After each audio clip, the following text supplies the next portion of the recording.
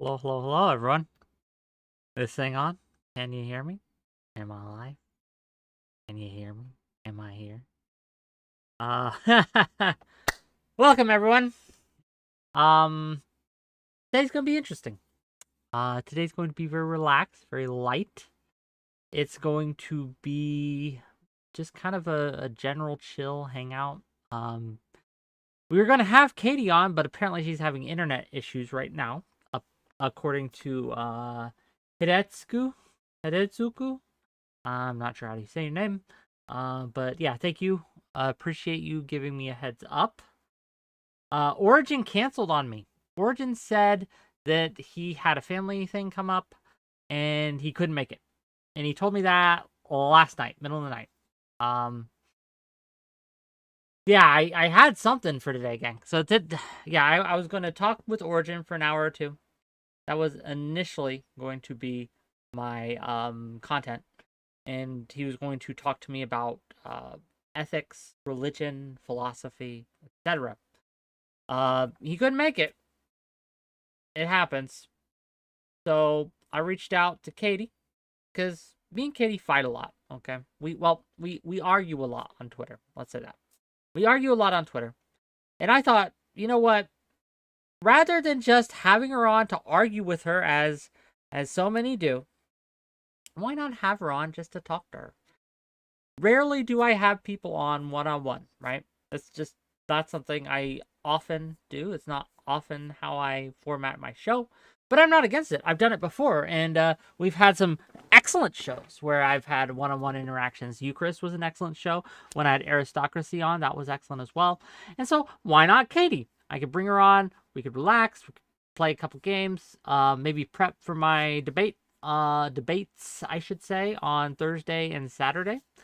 And yeah, just kind of chill, relax stream. But we'll see. If she can't make it, she can't make it. Oh, Mr. Crow was something. I wouldn't consider that a good one-on-one. It was good for my numbers. I'll cop to that. It was good for my numbers. But that was such a frustrating experience.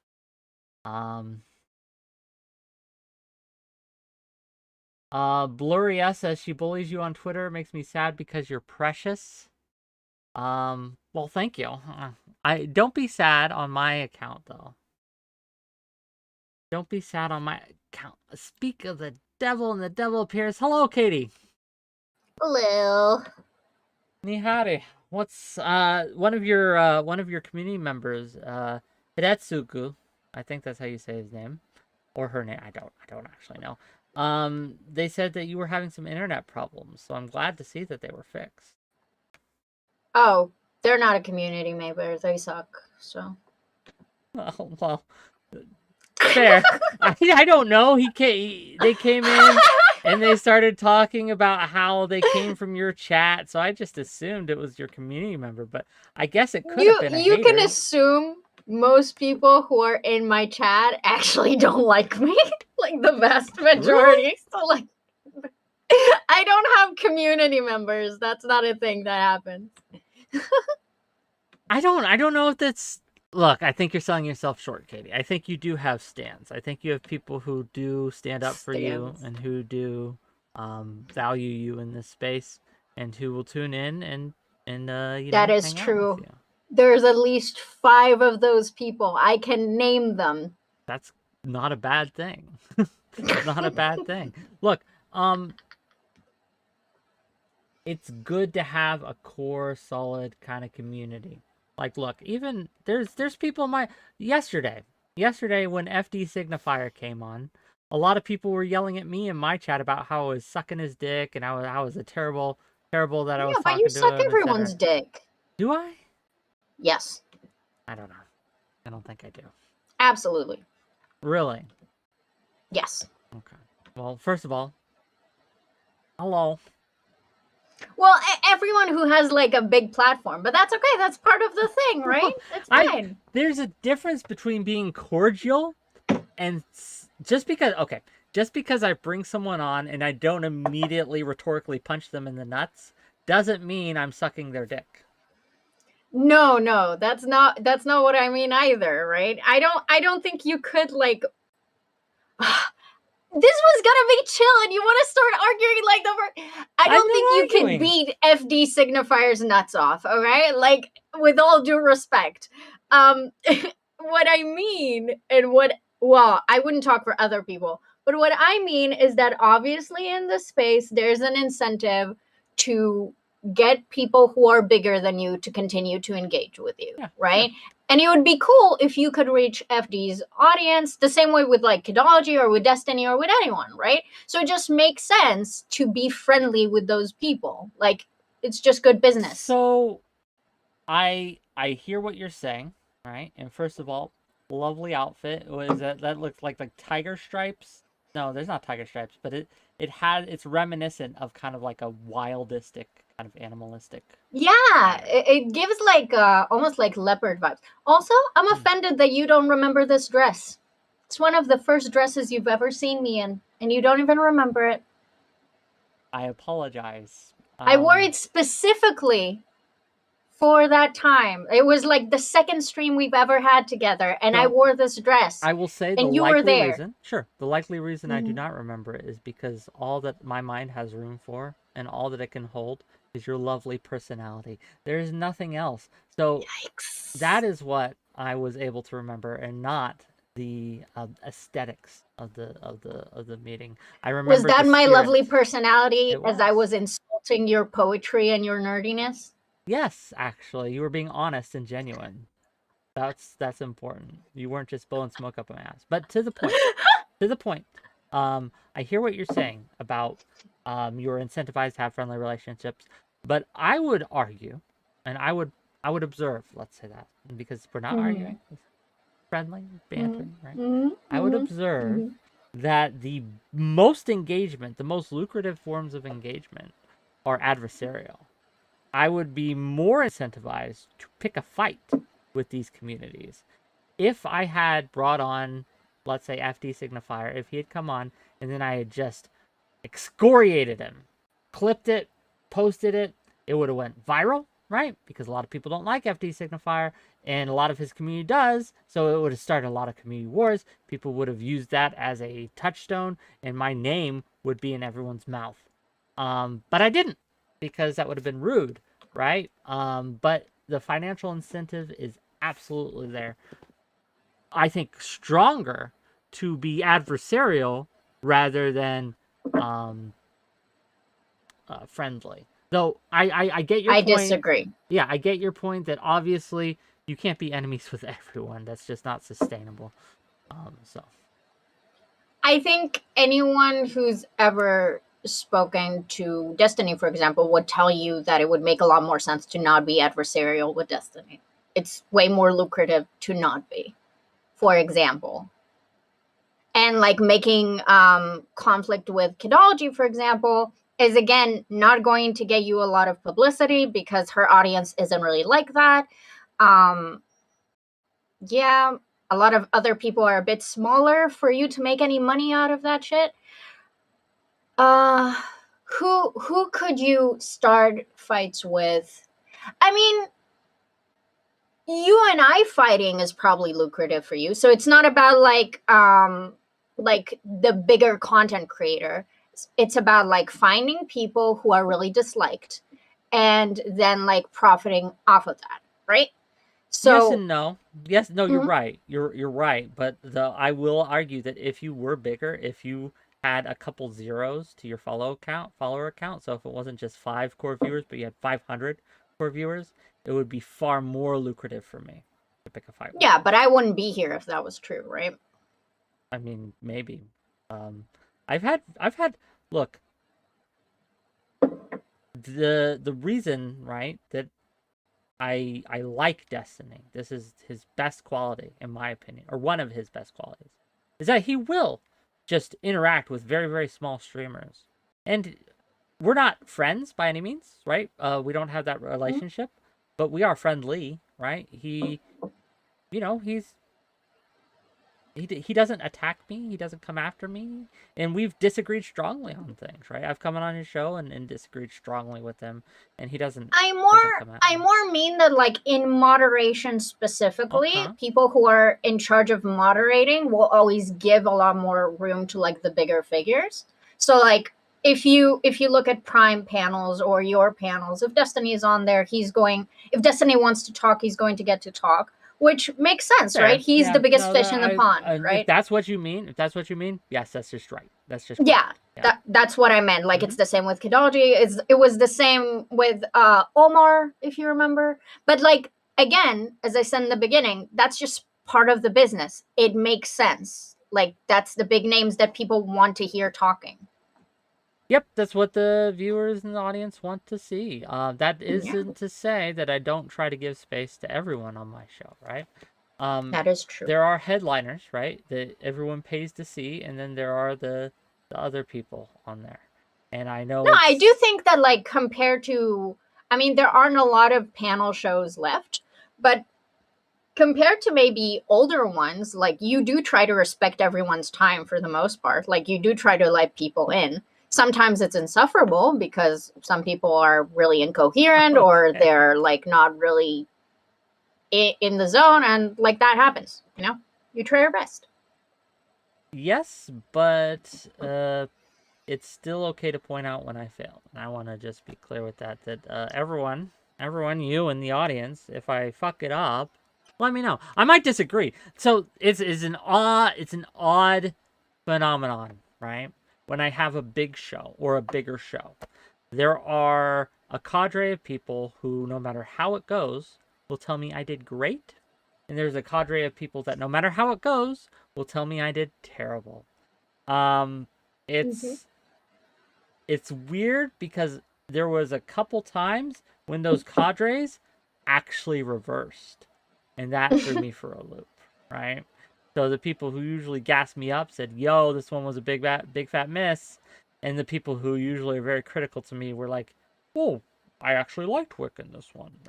And so I don't know if I did really well. Is that surprising or to really you? Poorly in that instance. Yes, it is. It is surprising me because that's just an outlier. It's not usually how these things work. Well, yeah, but it makes a lot of sense that those, like, two cuts are, like, they would flip. It would be weird if they both agreed, right? Like, Fair. You could see patterns. No, I get you.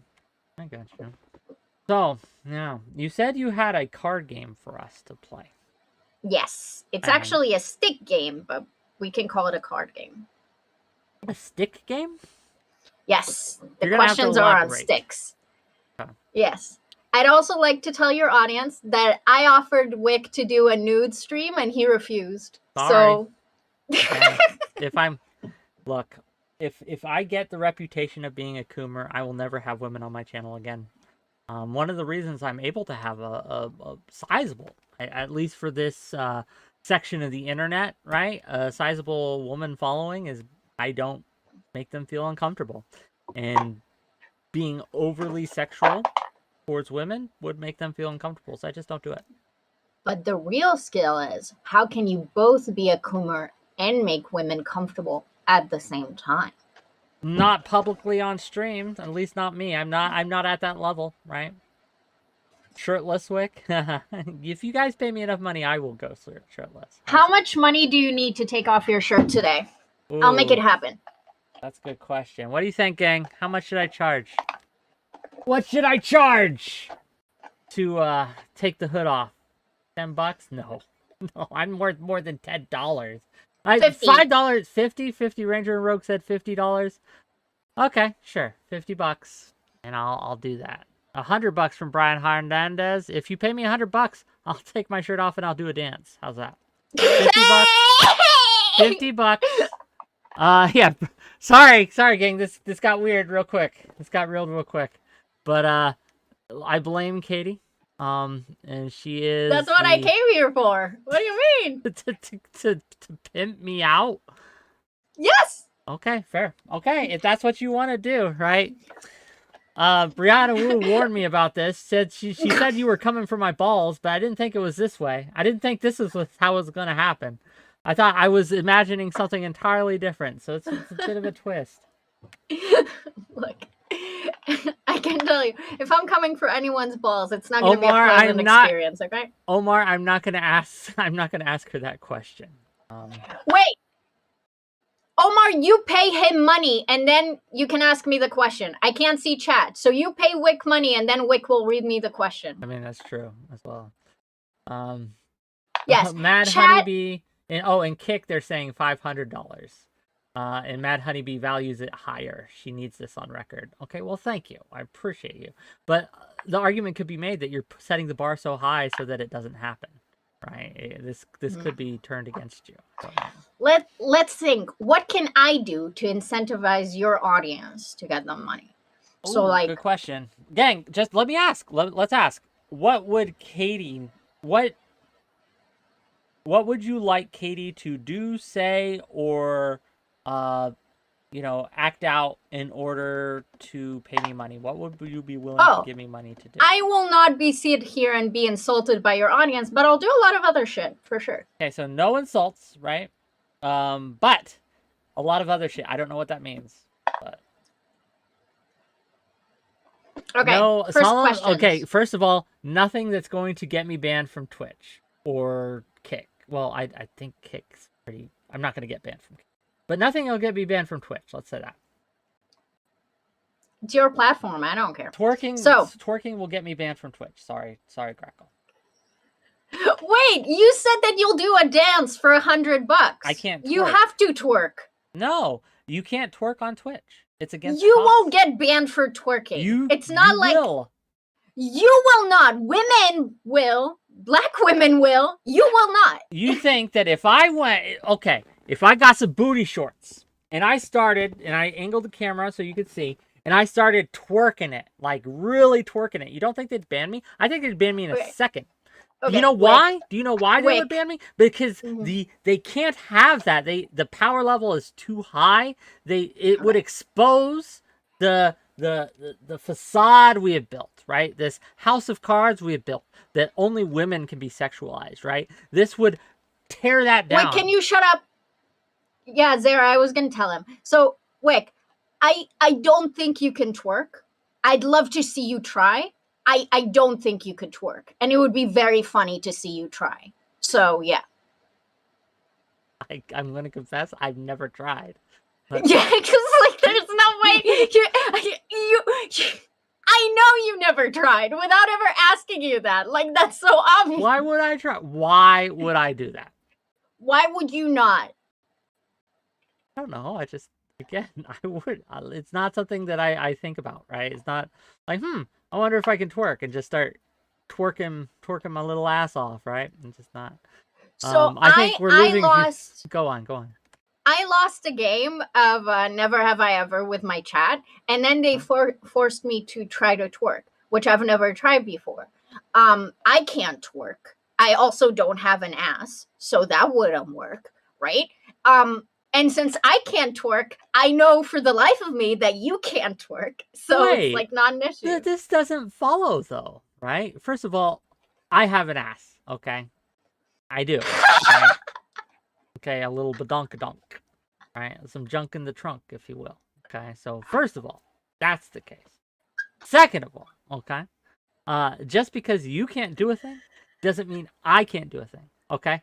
We are different people. It does not follow that just because you, again, aesthetically, you have me beat. But skill-wise, okay. I have a lot of experience, a lot of talent, okay? And that makes up for my lack of aesthetics. Wick, I'm just trying to get this straight. Yes. You think you have more skill than me in the, like, hip-ass area control of the body. That's what you're saying. Not necessarily, but I think that when it comes to dancing, yes, I can outdance you. Okay, we buddy. Can have a dance off. We could find it if we can raise enough money. Okay, gang, if we can get a total, okay, of $200 in this stream, then me and Katie will have a dance off. Okay, we will shake it. You will give me half of that, or I will do nothing, bitch. Fair enough. We'll split it. 50-50 down the middle. You'll have to give me your PayPal. All right, that's what I have. That's fine. Money. But Okay. yeah, Oilers, we need you. If now is your time to shine. If you've been holding out, if you've been waiting, right, to throw some money my way, right? Wait no longer. This opportunity, it's not something you'll see on a normal stream. Okay, normally I'll do debates, and this isn't something you'll do that for, right? Like this is why you need me, for the goofiness. No. For the silly. No, I need you, Katie, because look, we fight. Okay, I'll say this for my audience. Okay, you'll see me and Katie go at it on Twitter all the time. It won't stop. It'll probably, after this stream, maybe even during this stream, we'll probably do it again. It's just what will happen. However, I think this is a good showcase of how we can fight over policy, but not be acidic personally. So, yeah.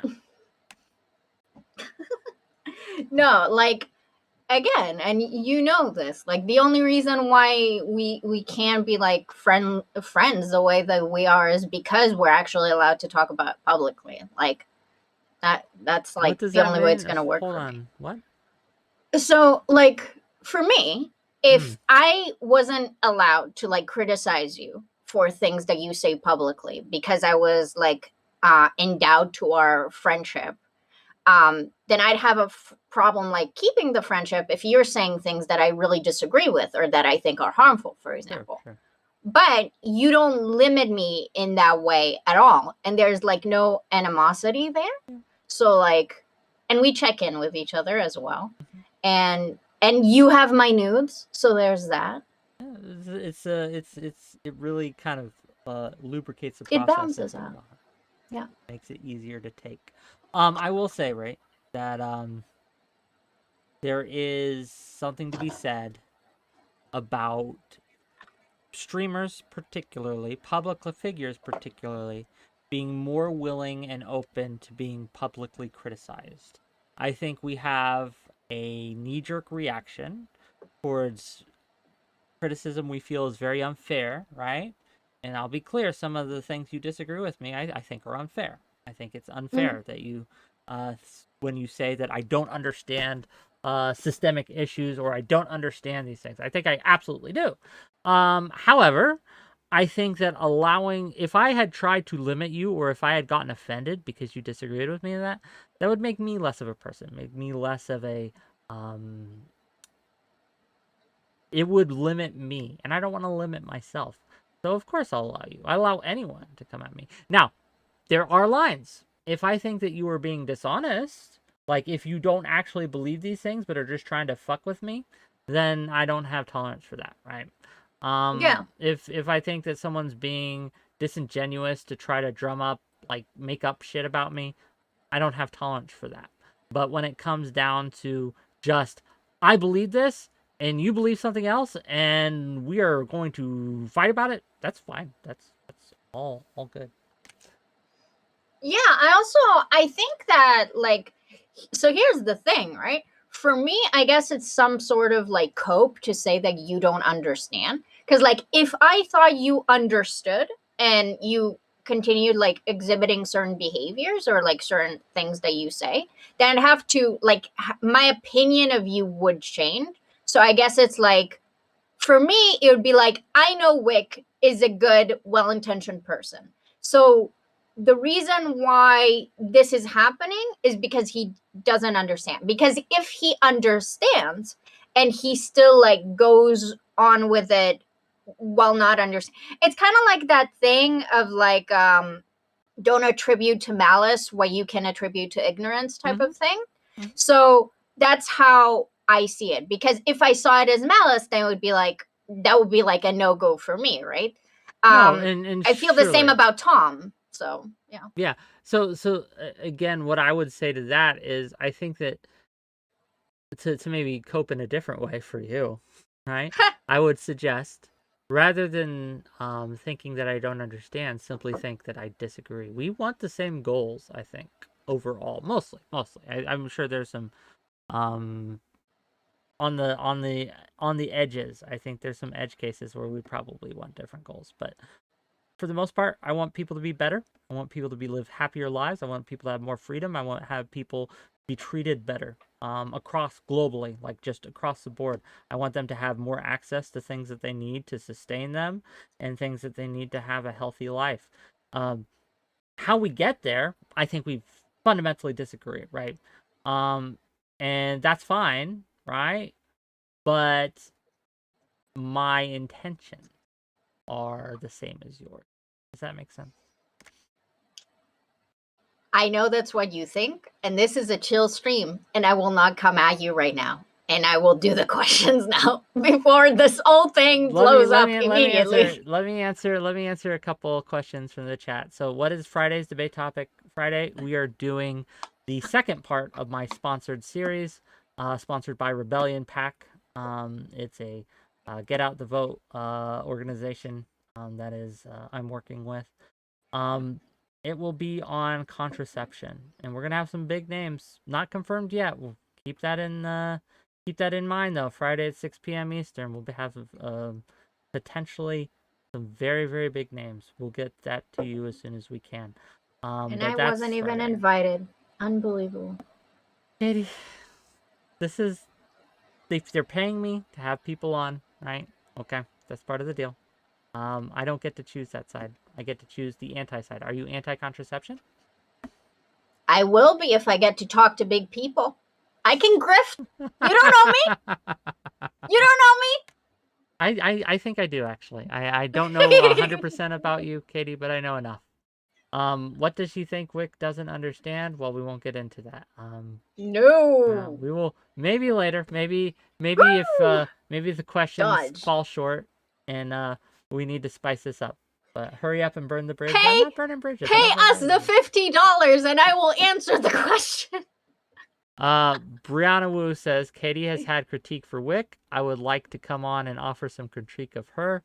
That's up to Katie. Ooh. But if you want that, we can do that.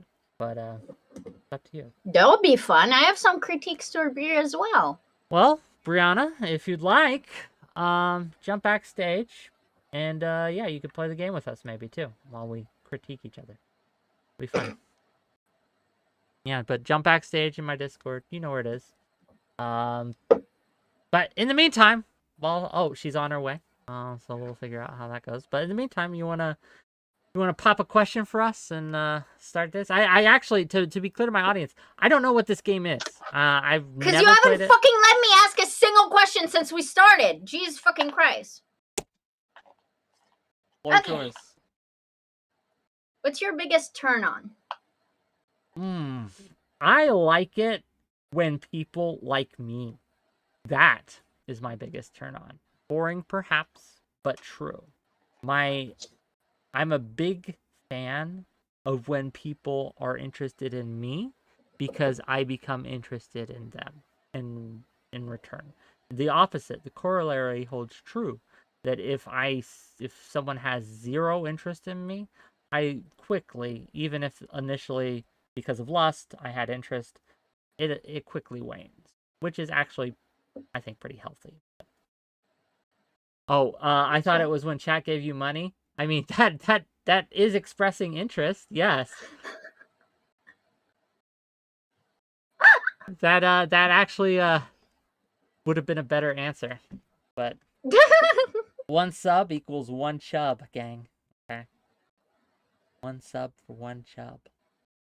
Okay. How does this work? Does that mean, did I answer correctly? Do I get points? Is this a competition? What happens if I win? Do you want us to create win conditions? Yes, I actually do.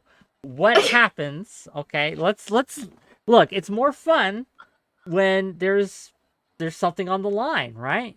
People play different. If you've played poker, I'm not sure if you have, but people play different when there's skin in the game, when they have money on the table, so to speak. And I'm not suggesting we bet money on this, right? Mm-hmm. But when there's money on the table, people play much differently than when there's not. And so if we put some skin in the game, I think it would make for an interesting Can I tell you, that is the most American take you could have ever given. Maybe. Like taking a chill stream of just getting to know each other and make it a capitalist bullshit thing. Hell yeah. Beautiful. Speaking of capitalism, $5 from 𝕍𝖎 to say, I am sending money so that Wick takes interest in me. I'm very interested. That was a good segue, Wick. That's why you're a professional. Brianna, hi! Hey, what's going on? Oh, Yo. you know, living life. Yeah, just relaxing. chill stream. Yeah, relaxing before the storm of the next 3 days. I got a debate with Big Papa Fascist on violence versus nonviolence tomorrow.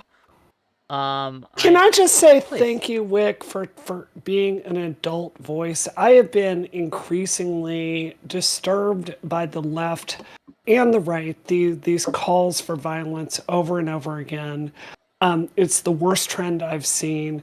It's not justifiable. You cannot believe in democracy and not believe that 99.9% of times the correct place for us to adjudicate our differences is at the ballot box. It's a terrible trend. I hate it. Thank you for calling it out.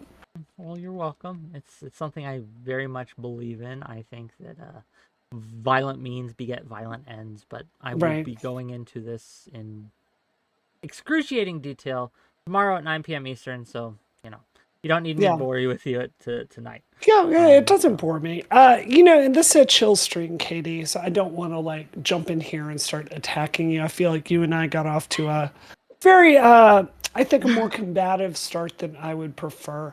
But I did just want to ask, this is in the aggregate. You've had a lot of criticism for Wick and his behavior. I want to share with you, I've had conversations with Wick behind the scenes as well about some of the ways that he's platformed things. He's been an adult.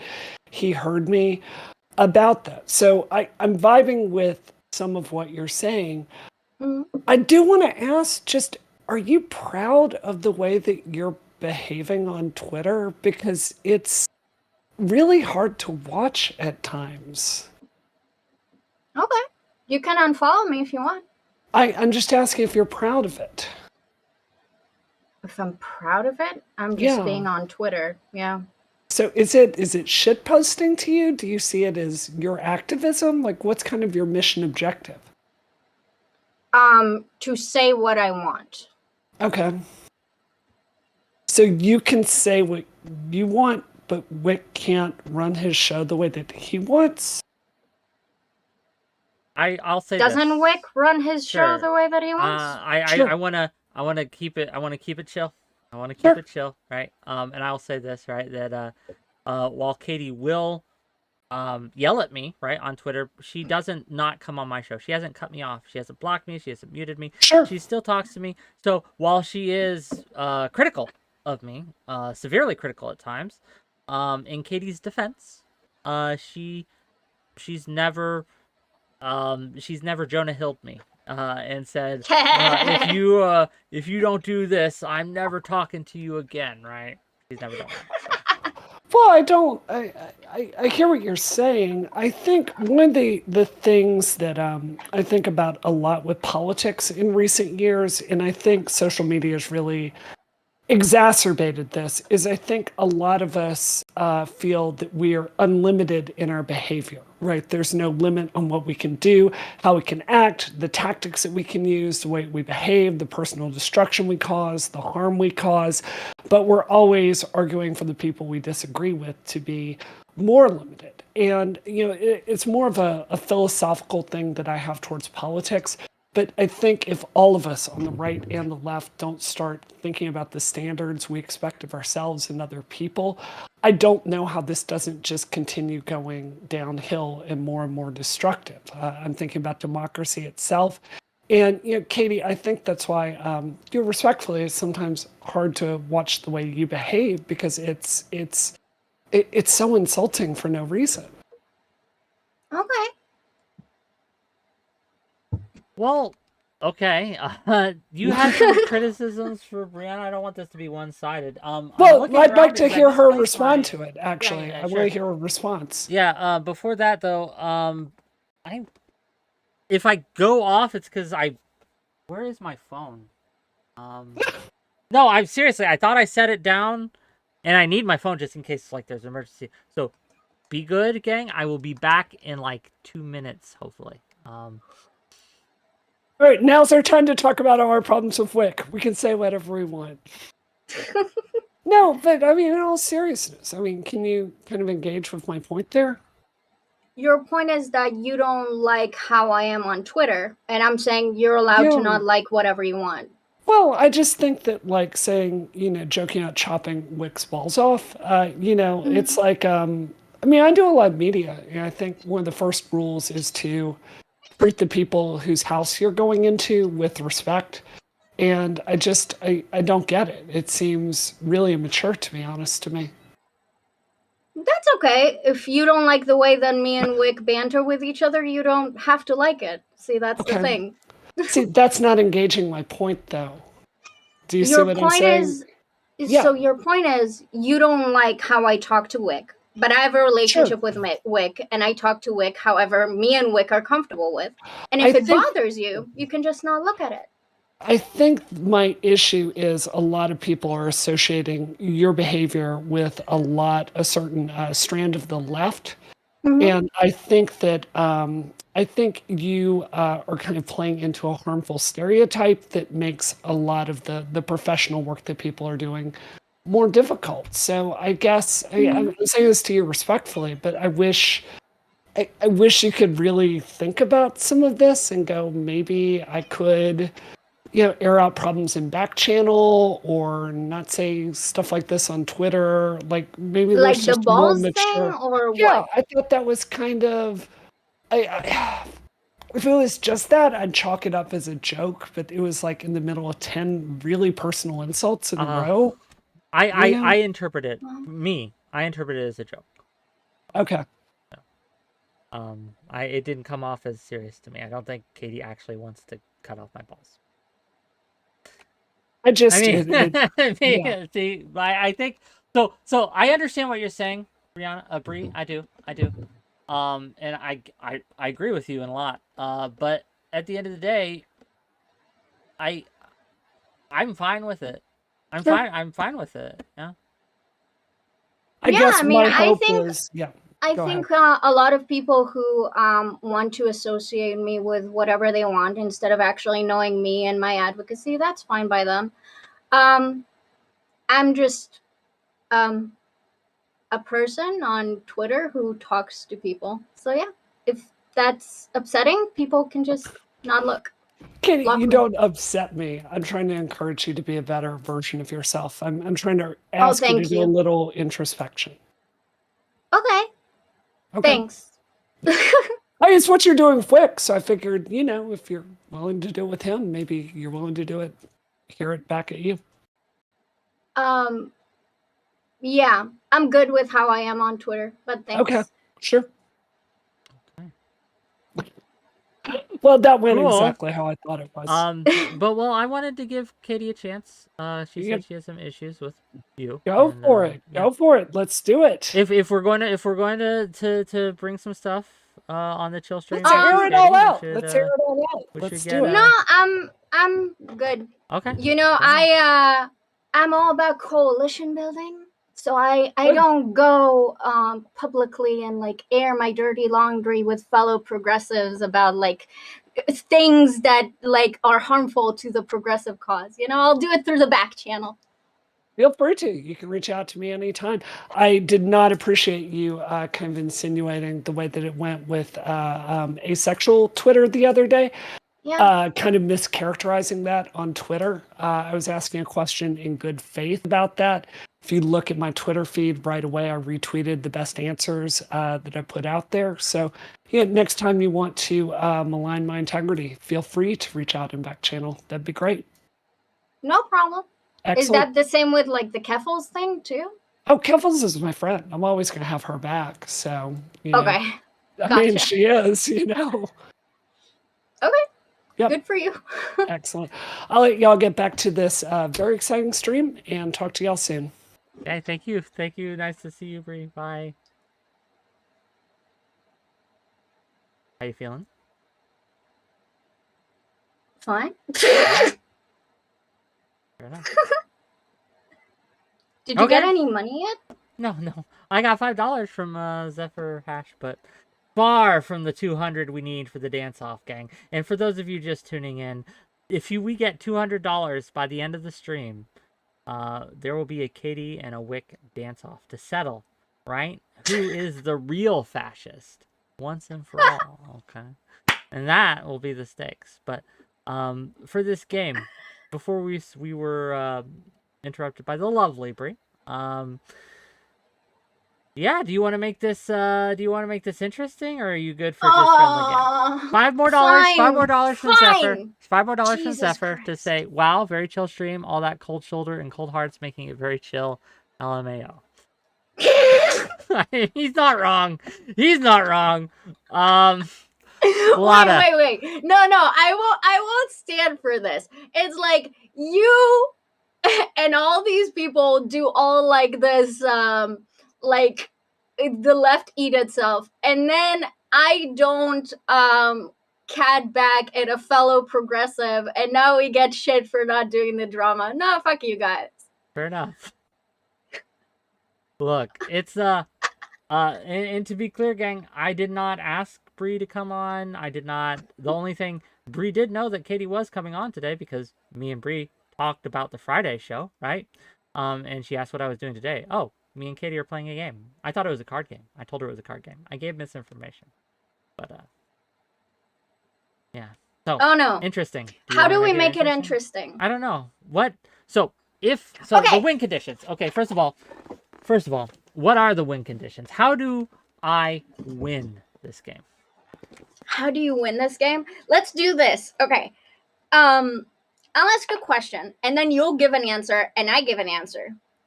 And then maybe your chat decides who had the better answer? I don't trust my chat not to fuck me on this. I'm fine with that. I know you're fine with that, but let's see. Wait. Possible. Are you saying that your chat is going to fuck you over? Yes. Are you saying that your chat wants to fuck you over more than they want to fuck me over? Is that what you're saying? Yes, because they think it would be funny. They think it would be funny. Especially if the stakes are high enough, right? Feder Methodist says WhickTV is wise. Yeah, of course I'm wise. I know you fuckers. I know what you do. I know how you act. Well, this isn't my first rodeo. $7.77 from Cryborn to say trust your chat. You're gonna need a couple zeros on that to earn my trust, buddy. Okay, just FYI, right? Like I just know how this works. And gang, this isn't a host stream or anything like this. What this is we're playing a game. So, okay, regardless of how we win, let's set that aside for the moment. Say I lose. Okay, say I fail to meet the win condition, whatever it is we set. What is the penalty that is accrued? What do I have to say, do, or entertain in order to do this? It could be some suggestions are an embarrassing tweet. Maybe I publicly do something embarrassing on stream. It could be a whole host of you twerk options. I try to twerk. Well, I can't do that on Twitch. It's against TOS. No, it's not. You're a man. Okay, if I do that, if I lose, which I won't, but if I lose, and I try to twerk on stream, on camera, right? And I do get banned, how are you going to compensate me? I'll twerk for you privately? Like, what's the question here? That's a weird... Okay. How about this? I will just end my Twitch stream. I will end my Twitch stream, and I'll twerk for YouTube and Kick. How's that? If I lose. Based. Okay. I'll take it. Okay. Now, if I am victorious, what do I gain? I don't know. What do you want? Good question.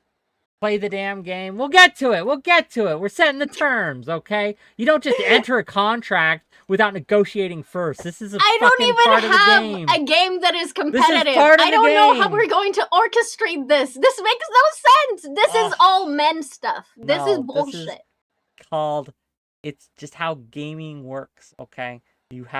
Game isn't fun unless you can win or you can lose.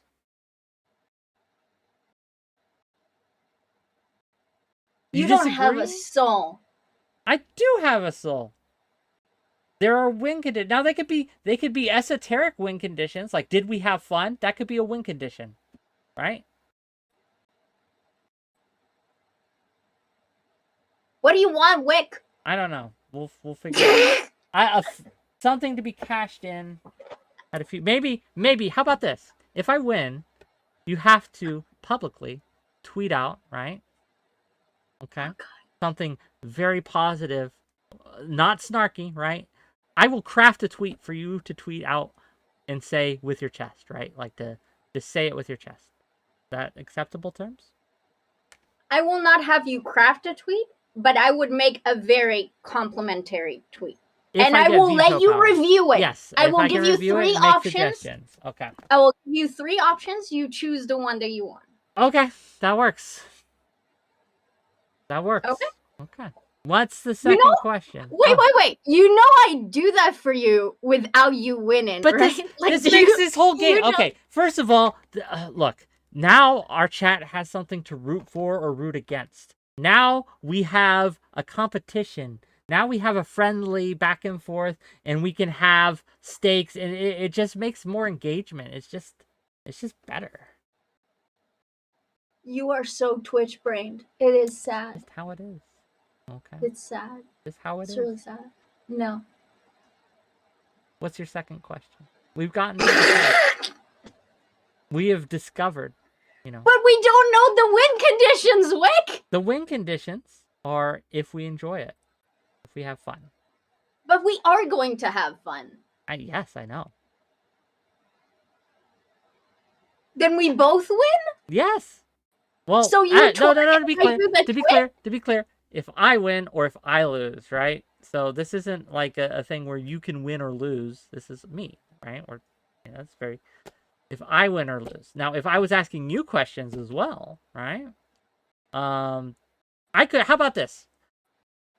If you have questions for Katie in chat, okay?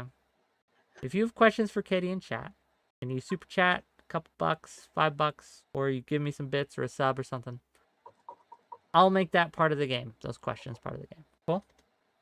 Cool. You haven't answered the first question, to be clear. About the turn-on thing?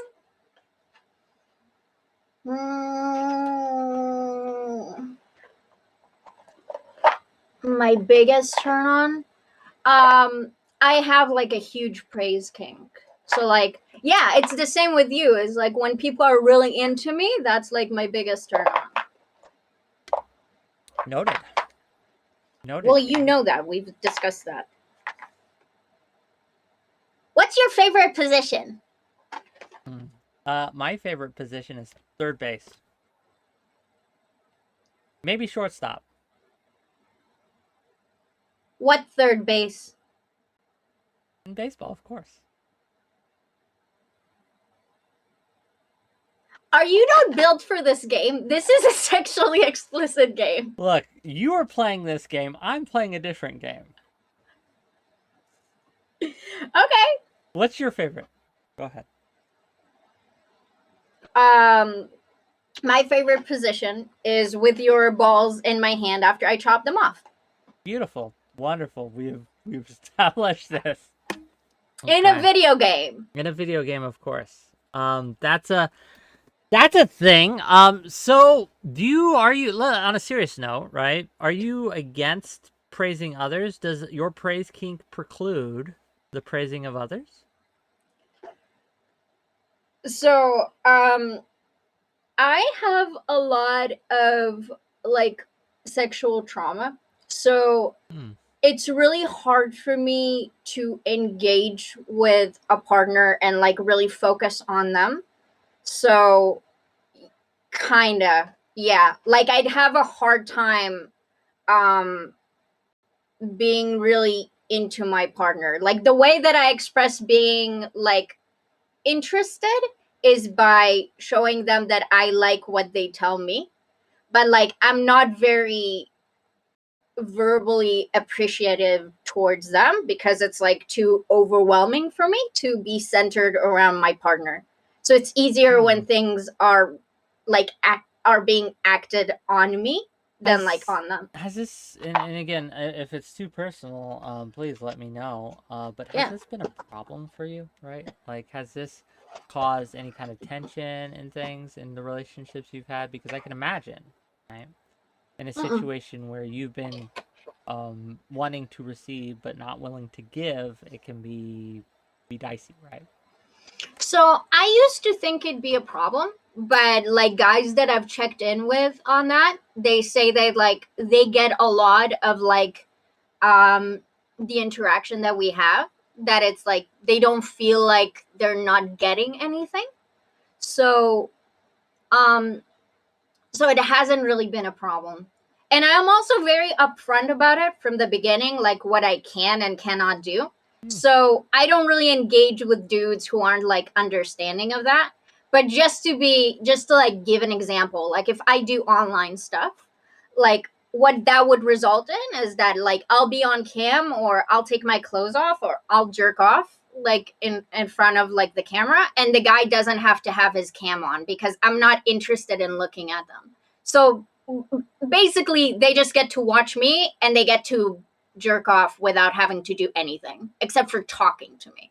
Like I need them to talk to me, but other than that, like I don't need to look at them. Do you guys so debate, for a lot of like, guys, that's debate, actually do you debate like politics and stuff while that happens? Like, is it like a kind of like a panel show, but a lot different? No, but I'm very argumentative. So like guys would do this thing where they'll try to be like, "You're so pretty," and I'm like, "You're lying."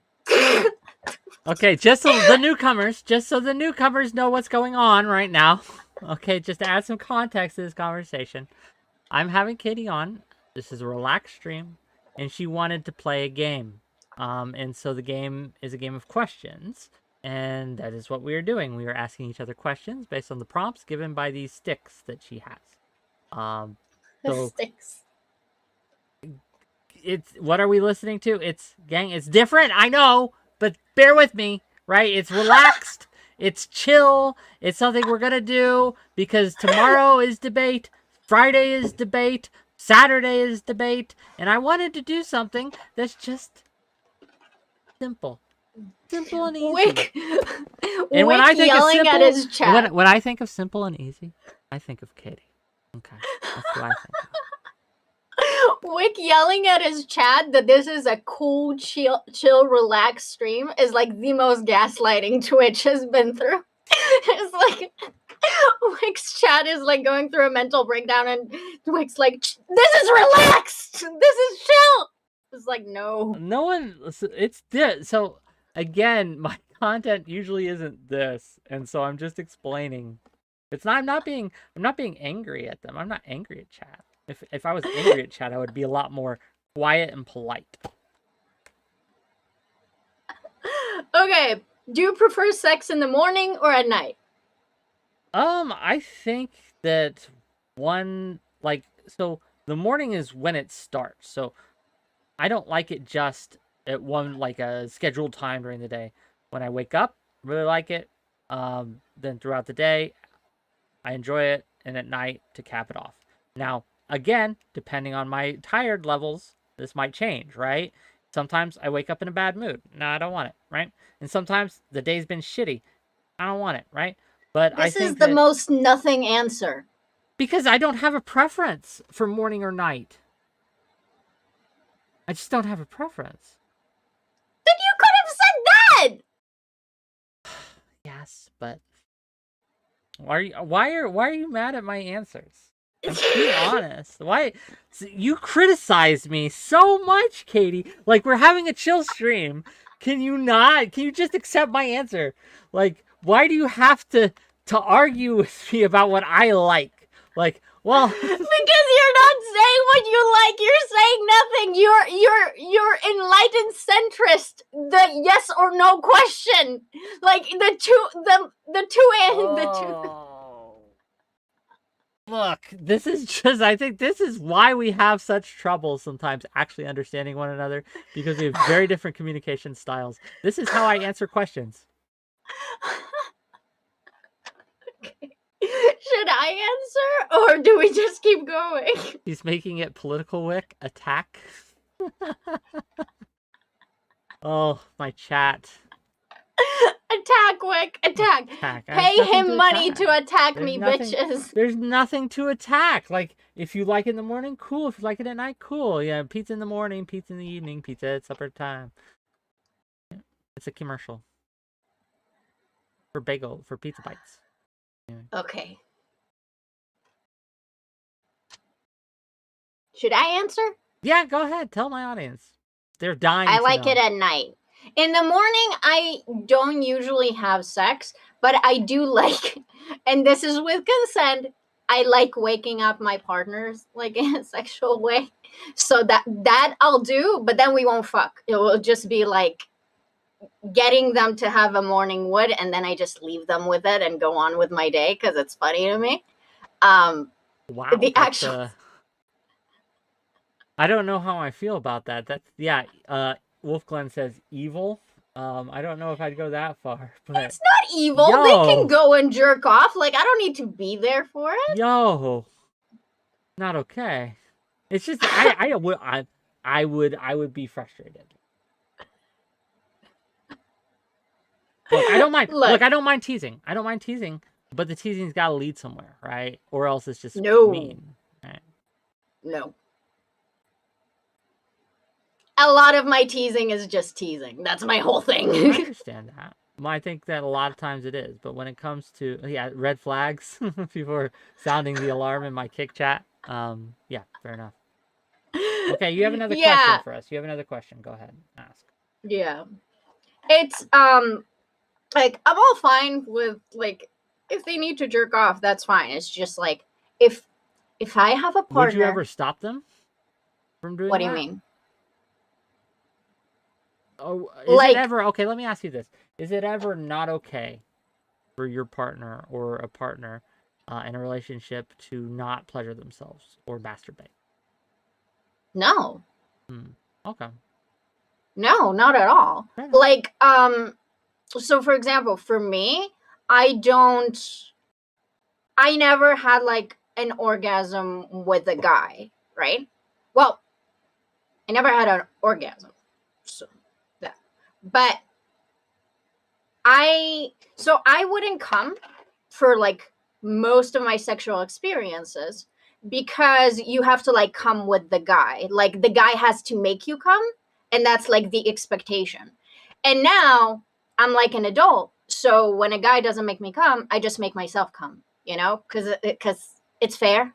You know, so they'll sit there and it's like, you can watch, but now it's like time for me because you already came, and like, yeah, I'm not going to, we're not leaving this experience until I get mine. Okay. Like, fuck you. Fair. So yeah. Okay. What song gets you the hottest? Ooh. So I will answer this in two ways. I know you hate it. If I was going to be a stripper, and what makes me want to be a stripper is a song by Muse called Supermassive Black Hole. I don't know why, but it's got that beat that makes you want to dance, right? And kind of do that. So that is one answer.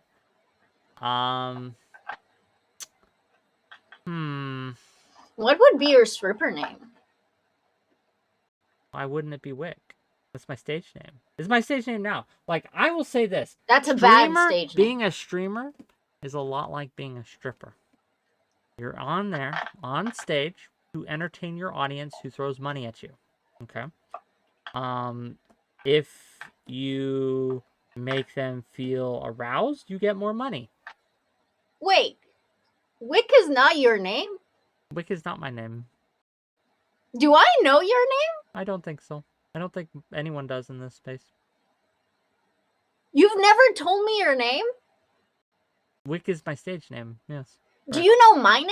I don't remember. We've known each other for a long time. I don't remember what we shared. That's right. WhickTV dance for us. You haven't given me money. You give me money, and I'll dance for you. That's how this works. But the reason, like, I think people are, there is a meme, right, of an article that was a real article, to be clear. But the meme is that you post the title of the article, which is this: we should all know less about each other. We should all know less about each other. When people's interpersonal drama gets plastered everywhere, like with the Jonah Hill thing, or the Avalon drama that went off, not my business. Big fat, not my business. It's not my business when people have these really big personal tiffs, right? This is their lives. This is their families and things like that. I don't need to know. It makes me uncomfortable when it's shared so openly and things with that. It just makes me uncomfortable. I'm a private person. I don't talk about my personal life, right? I talk about my past some, and it's all honest. But when it comes to my personal life, I just don't share because people will weaponize that against you in this space. Happens all the time. Look at what happened to 𝕵𝖎𝖎, right? He put a bunch of his personal life stuff out there, and so it became public information and fair game. Not going to do that. Not going to do that to me, right? And so if you want to dox me, you're going to have to, like, old school dox me, right? I just don't give my information out. Yeah, like, I'm very lucky because, again, like, my center of life is in Israel. So, like, even if people got my name, which some people in the space know, but, like, even if people knew my name or even my full name, like, the ability of people to actually, like, meaningfully get anything meaningful about me. I'm also unemployed, like, so it's really not a concern, which is something I put in a lot of thought before I went into streaming. If that's like a risk that I wanted to take. So, yeah. Noted. Yeah. I honestly don't remember what the question was. Oh, the songs that make us the hottest. Supermassive Black Hole is my answer. There. Simple, short, easy, to the point. That is a very strange name for the song that makes you the hottest. Just gonna point it out there. Supermassive Black Hole. And I can't sing it obviously, but it's a good song. Very danceable.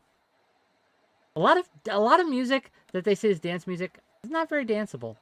When you say danceable, is this the same as you saying that you can outdance me? Because I don't trust your judgment on, like, dancing. I understand you don't trust my judgment on dancing, but I will say, right, like, that there is music that I enjoy dancing to a lot more than others. Yeah, I agree. I can't dance to music that doesn't have lyrics. You know, like the, like, techno shit? I hate that. That gives me a headache. Like, no. I can't dance to that. What I need for dancing is, like, early 2000 music. Like, early 2000 club music is what I need for dancing. So if there's not, like Oops, I Did It Again and Yeah by Usher, I can't dance. So, like, yeah, that's important. How about Nicki Minaj? Are you a starships are meant to fly? That's actually a thing, yes. And touch the sky. That's interesting that that's the song you brought up.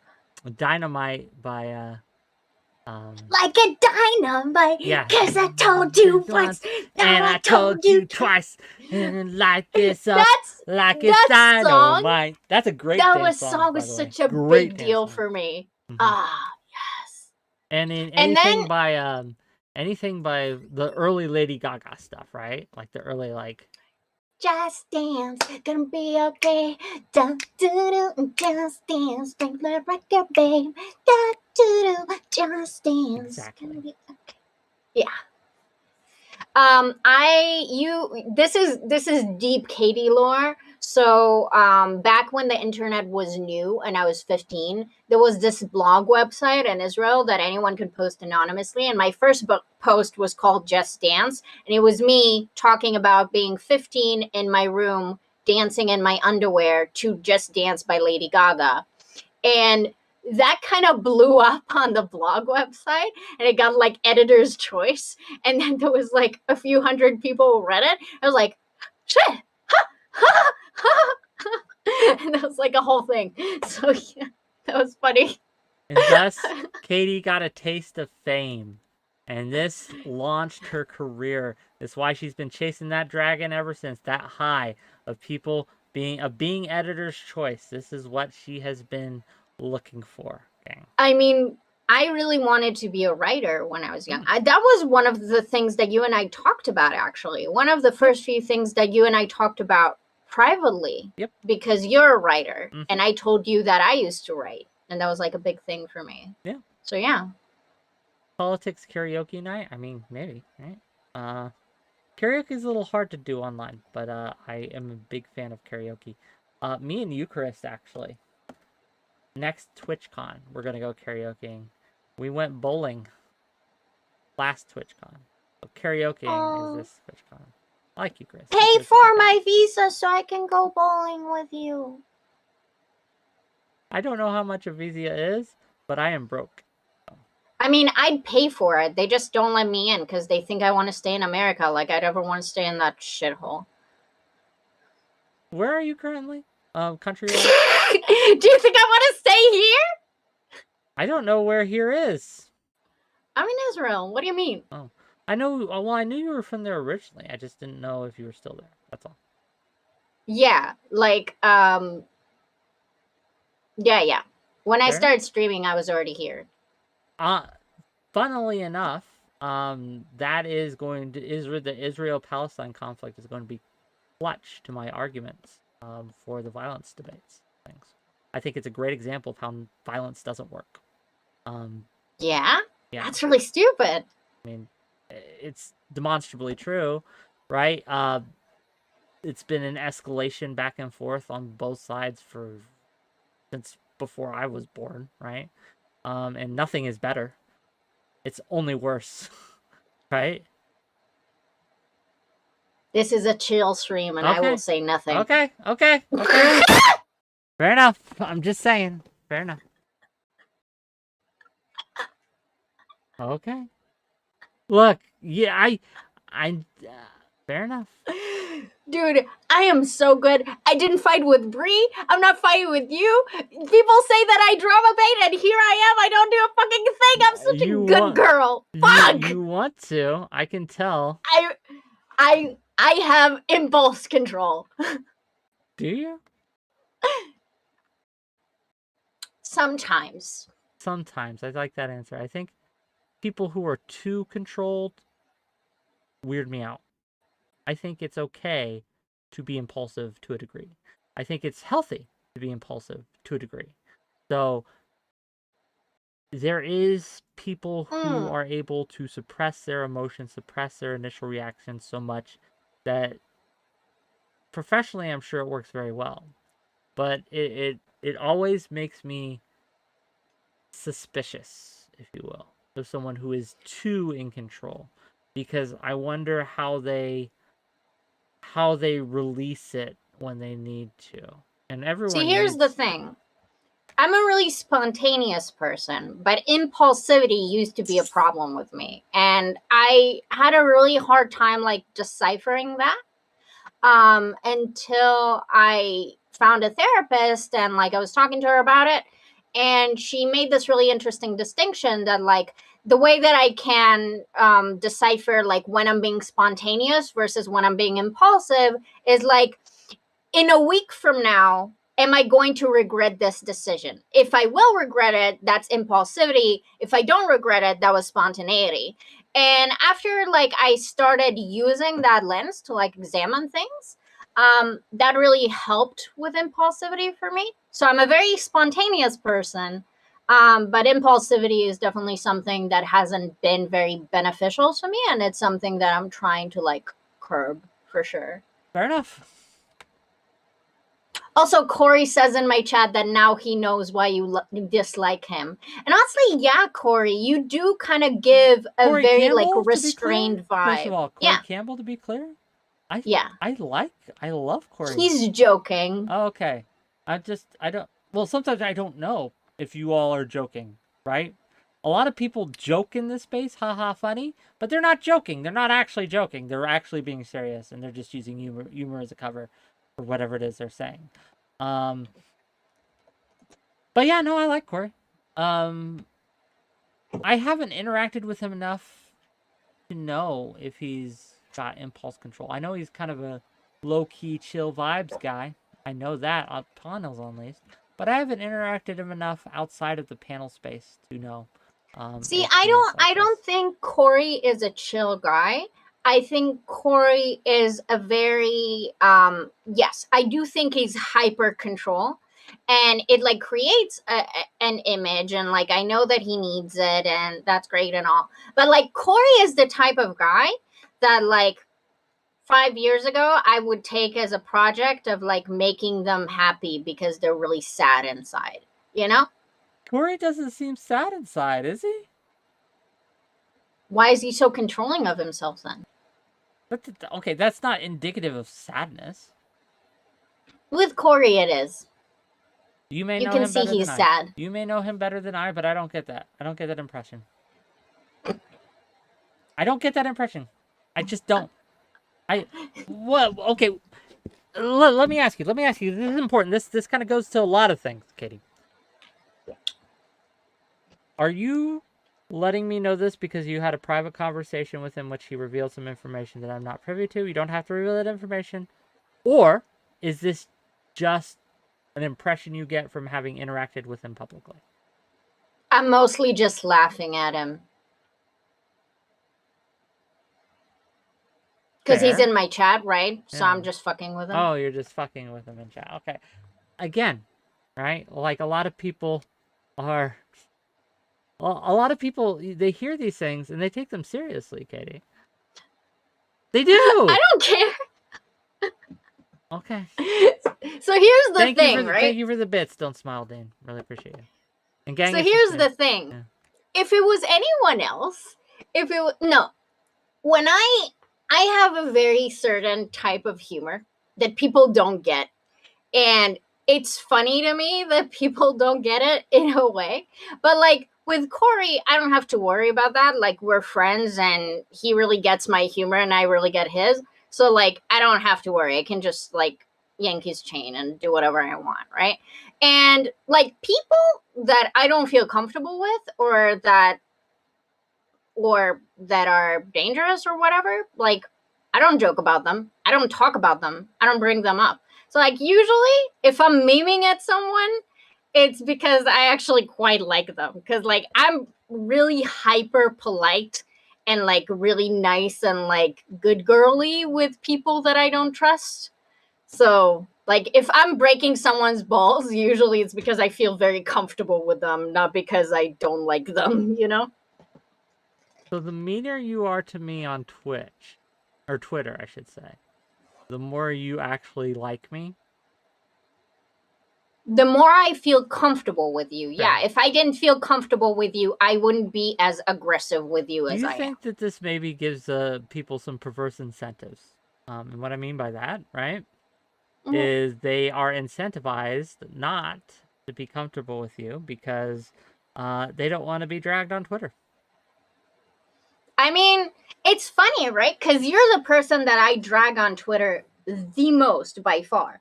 There are so many people that I want to shit on and that I think are genuinely bad people and are harmful people.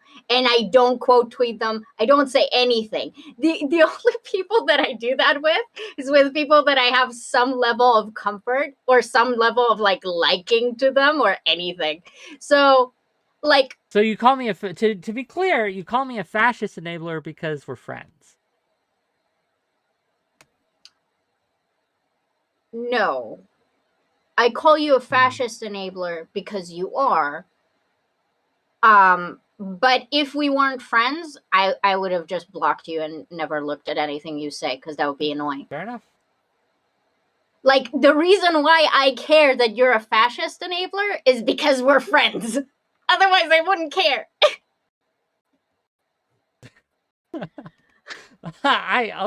Okay. I just... Can we... I know this is chill, but...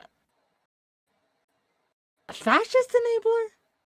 Like you could say that I run Wait, defense for you the right think it's a wing. joke? No, I don't think. I think you actually mean this, right? And this I is do, why it bothers me, right? Because I think that's the opposite of true. This is the opposite of my goal. Let's say I don't want to enable. I know it's the fascism. opposite of your I goal. want to I know. combat it, and so I'm just trying to understand, right? And I genuinely want to understand why you think I enable fascism. I think we had a whole intervention panel about that, did we not? There was okay. So panels are different than actual conversations. Like there was a lot of people. Sunday was on there. We had 𝕾𝖎𝖎, we had Corey, we had a few others, right?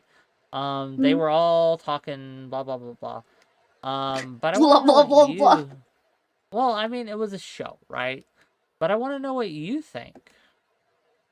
It wasn't a show, though, Wick. Everyone were being honest, except for President Sunday. He's.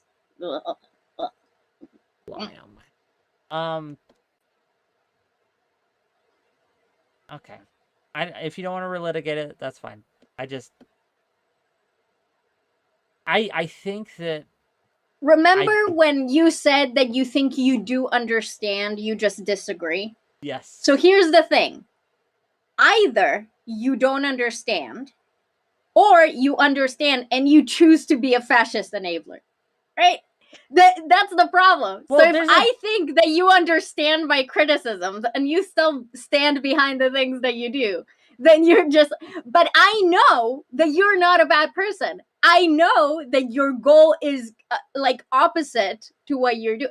Here's the thing, right? In the panel, when Josiah was like, oh, Wick, I do think you have these ideals. And so I think you have a duty to yourself to uphold your values, you know? I feel the same way. I think you do have certain ideals. I don't think you actually create them in the world. But if I didn't believe you had those ideals, I wouldn't be talking to you. I get what you're saying. Let me ask you this, though, right?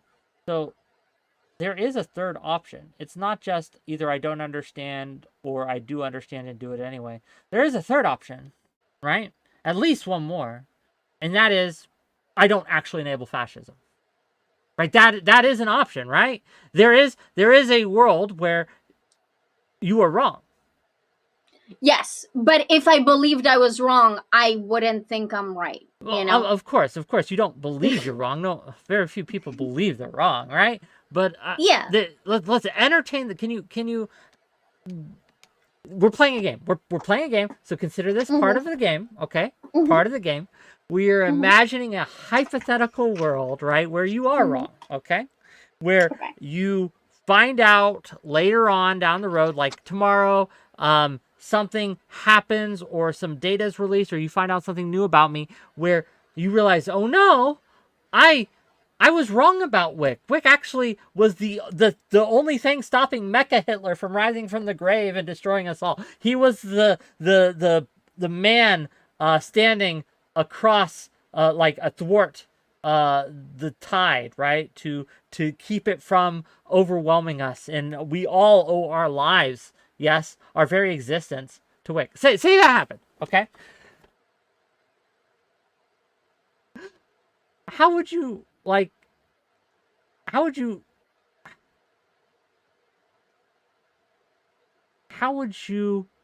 I would be very grateful that you stopped 𝕾𝖎𝖎𝖙. Okay. Okay. Let me take the hyperbole out of it. Please. I just like to be hyperbolic for my audience. You should have heard me question tomfoolery yesterday on anal sex and whether that was an appropriate boundary to set with someone, whether you always required anal sex, and without it you would leave their wife and children. But yeah. Let me take the hyperbole out of it and ask you, right? Imagine a world like where you're wrong. How would you be convinced of that? What would you need to hear, know, or see to be convinced that I do not enable fascists? That's a really, I understand, audience, that's a very convoluted way to get here. But, apologies, for me to think that you're not a fascist enabler. Yes, not my a fascist understanding. Yes. Shut the fuck up. For me to think that you're not a fascist enabler, my understanding of fascism, how fascism works, and the way that neoliberalism and liberals enable fascism would need to be wrong. So I would have to be like, encounter more literature or like meet someone that will explain fascism to me in a different way, or like I would have to change my perspective of how I understand fascism as like a mechanism to not see that, you know? Well, let me ask you, in your current understanding of how fascism works as a mechanism, what precisely, right, am I doing currently? I'm not talking this instant, but like I'm currently, with my show, or how I'm acting in private maybe, or how I'm acting, in the world at large, that is enabling fascism more so than, say, a rando person on the street just participating in society. So like how is your like job okay, re-ask that. Confused. Sorry. Well, yeah, no, this is a good question. Can you give me an example where I have substantively aided, or even a little aided fascism? Aided or enabled, I should say. So obviously the way you partially enable fascism is the way that your panels work, right? Which is critique you've heard a lot before, that like you platform certain people in a way that might be seen by leftist people as irresponsible, and that might enable fascism, right? So that'll be an easy go-to. So because I personally less care about the platforming. I more care about the irresponsible way you platform, that you frame your you don't like the way I frame my questions. So I guess first of yeah, all, two questions. it's like fascist. Yeah. Two questions on that. One, the first one, right, is there any particular panel that you can point to that you think that was an egregious example of this, right? That you can point to and say, this is clearly a bad framing of the question, and it was done in a way that led to the enablement, however minuscule, of fascism. Yeah, the Sansol panel about 𝕵𝖎𝖎. Remind me the prompt. The one where Sansol wanted to bait drama with 𝕵𝖎𝖎. So he wanted to talk about how 𝕵𝖎𝖎 enabled a quote unquote trans mass shooter. Yeah, I remember. Okay, so you think that can you walk me through like how that enabled fascism? Yeah, so obviously since mass shooters but that like trans people are not at all a significant portion of the mass shooter like demographic, focusing on that, and like, which wasn't even true that 𝕵𝖎𝖎 was in the manifesto, but like focusing on that and then having an entire panel discussing about how trans people are going to become mass shooters was pretty enabling of rhetoric that demonizes trans people for no good reason without any data to support it. I would push back on it. It's been a while, right? And I've had a lot of panels between then and there. But as I recall it, that wasn't the thrust of the discussion. We did talk about how rhetoric can lead to violence, but that's just that is something that I've heard people on your side of the fence argue, right? Stochastic terrorism and things like that. So is it enabling fascism to discuss how that might happen on the left? So there is no statistical.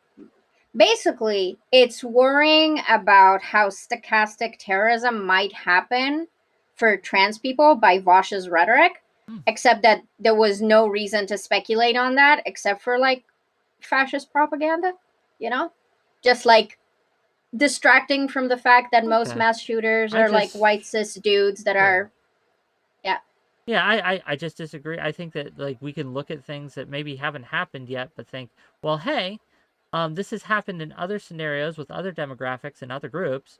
And while it hasn't yet happened or occurred with this smaller group, maybe we could draw some lessons from how it has worked with these other groups and see how it might affect these current groups. I think that's a perfectly valid. I don't think that. First of all, thank you for the sub. Why does Twitch TV hate me? Thank you for the gift sub to Kid Not Kin. Really appreciate it. And gang, remember, $200 at the end of the stream. If we can get at least $200, dance off with Katie. Okay, so open your wallets. Let's make this happen. We'll decide who, once and for all, who is the real fascist with the language of dance. But yeah, I think that. Okay, my problem here, right? And I know we have become distracted from the game. We'll get to the next game question right after this, right? But my question for you is it when you are critical of leftists who are poor on the trans question or poor on the race question, does that not also enable fascism by denigrating those who would stand against it? What do you mean poor by what? So someone, I've seen you call out leftists for being racist. I try not to do that. But well, you called out VoSh on, well, not on being racist, but on being poor on the question. You called out VoSh anti-black, publicly. yeah. Yeah, anti-black. Okay. Yeah. For sure. Shut up. The trans question is, look, it's not the JQ, it's not the TQ. Okay, I was trying to frame it. Don't be weird. Okay. But yeah, you went on VoSh's Don't be weird. Don't be weird.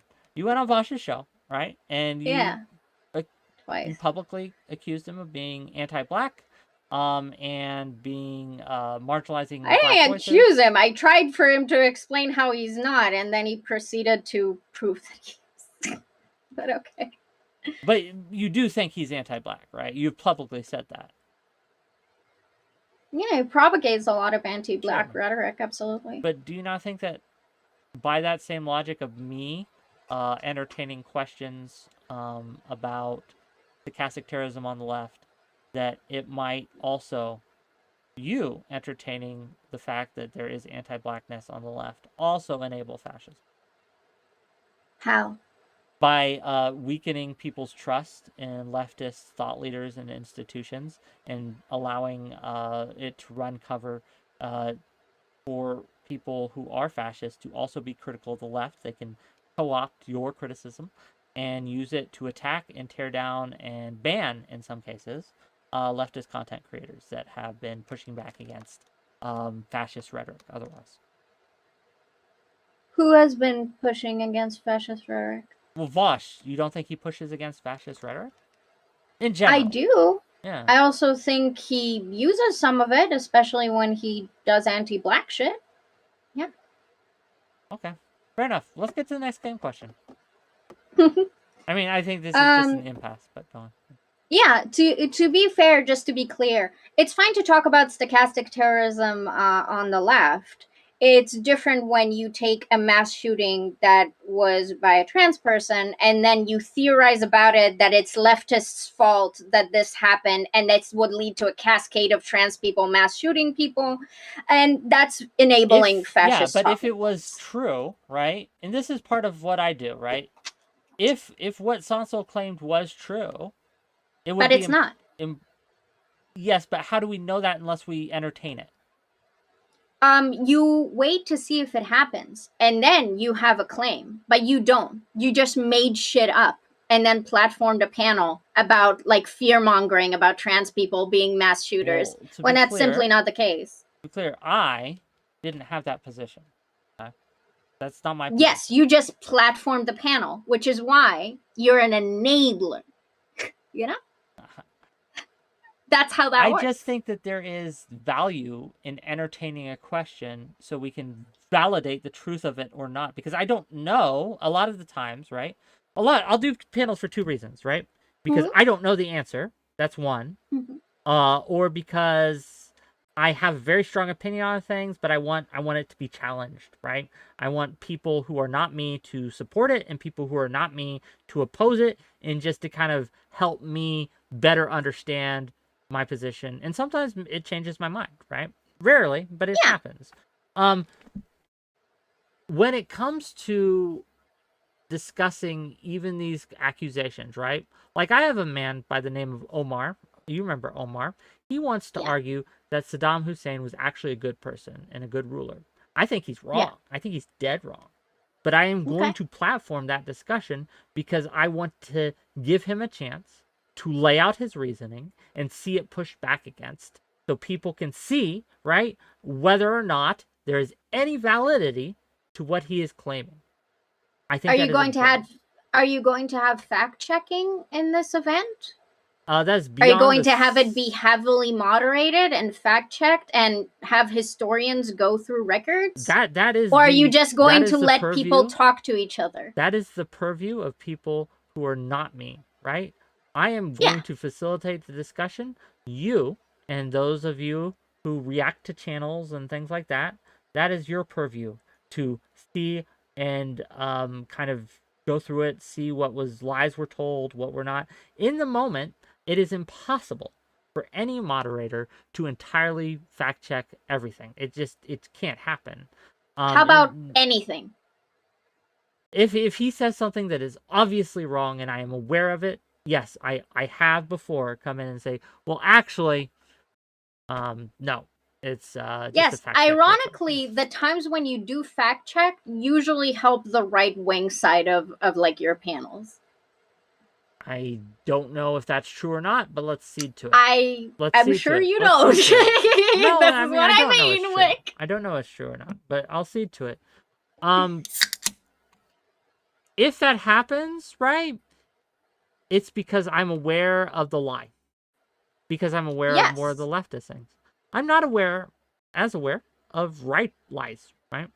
Or maybe I'm not. That's right? The problem. Though I would say that's exactly how someone becomes a useful idiot to the right, by not being properly aware of the right's rhetoric and actions, and then enabling them because they are unaware of the negative consequences of what's happening.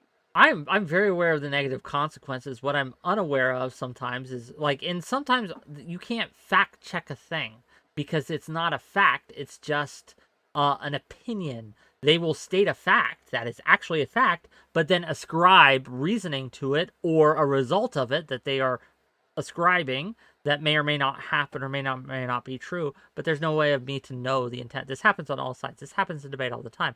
They'll say, well, this shooting happened and it was because X, and I think the result of it's going to be Y. Those aren't factual statements. They're opinions. And I cannot fact check those. That's true. There are other things you can fact check. Do you want to continue this conversation or do you want to go back to the game? It's up to you. I will let you decide. Okay, let's try it like this. Do you have more insight now to what I mean when I talk about, like, when I call you a fascist enabler? Do you have more of an understanding? Okay. I do understand what you mean. I'm just trying to tease out. What baffles me and what I am confused about, and I'm gonna cop to my confusion here, is from the people I've talked to, right, and the people that have reached out to me, right, both personally and publicly, I seem to be having the opposite of effect of what you are claiming I'm having.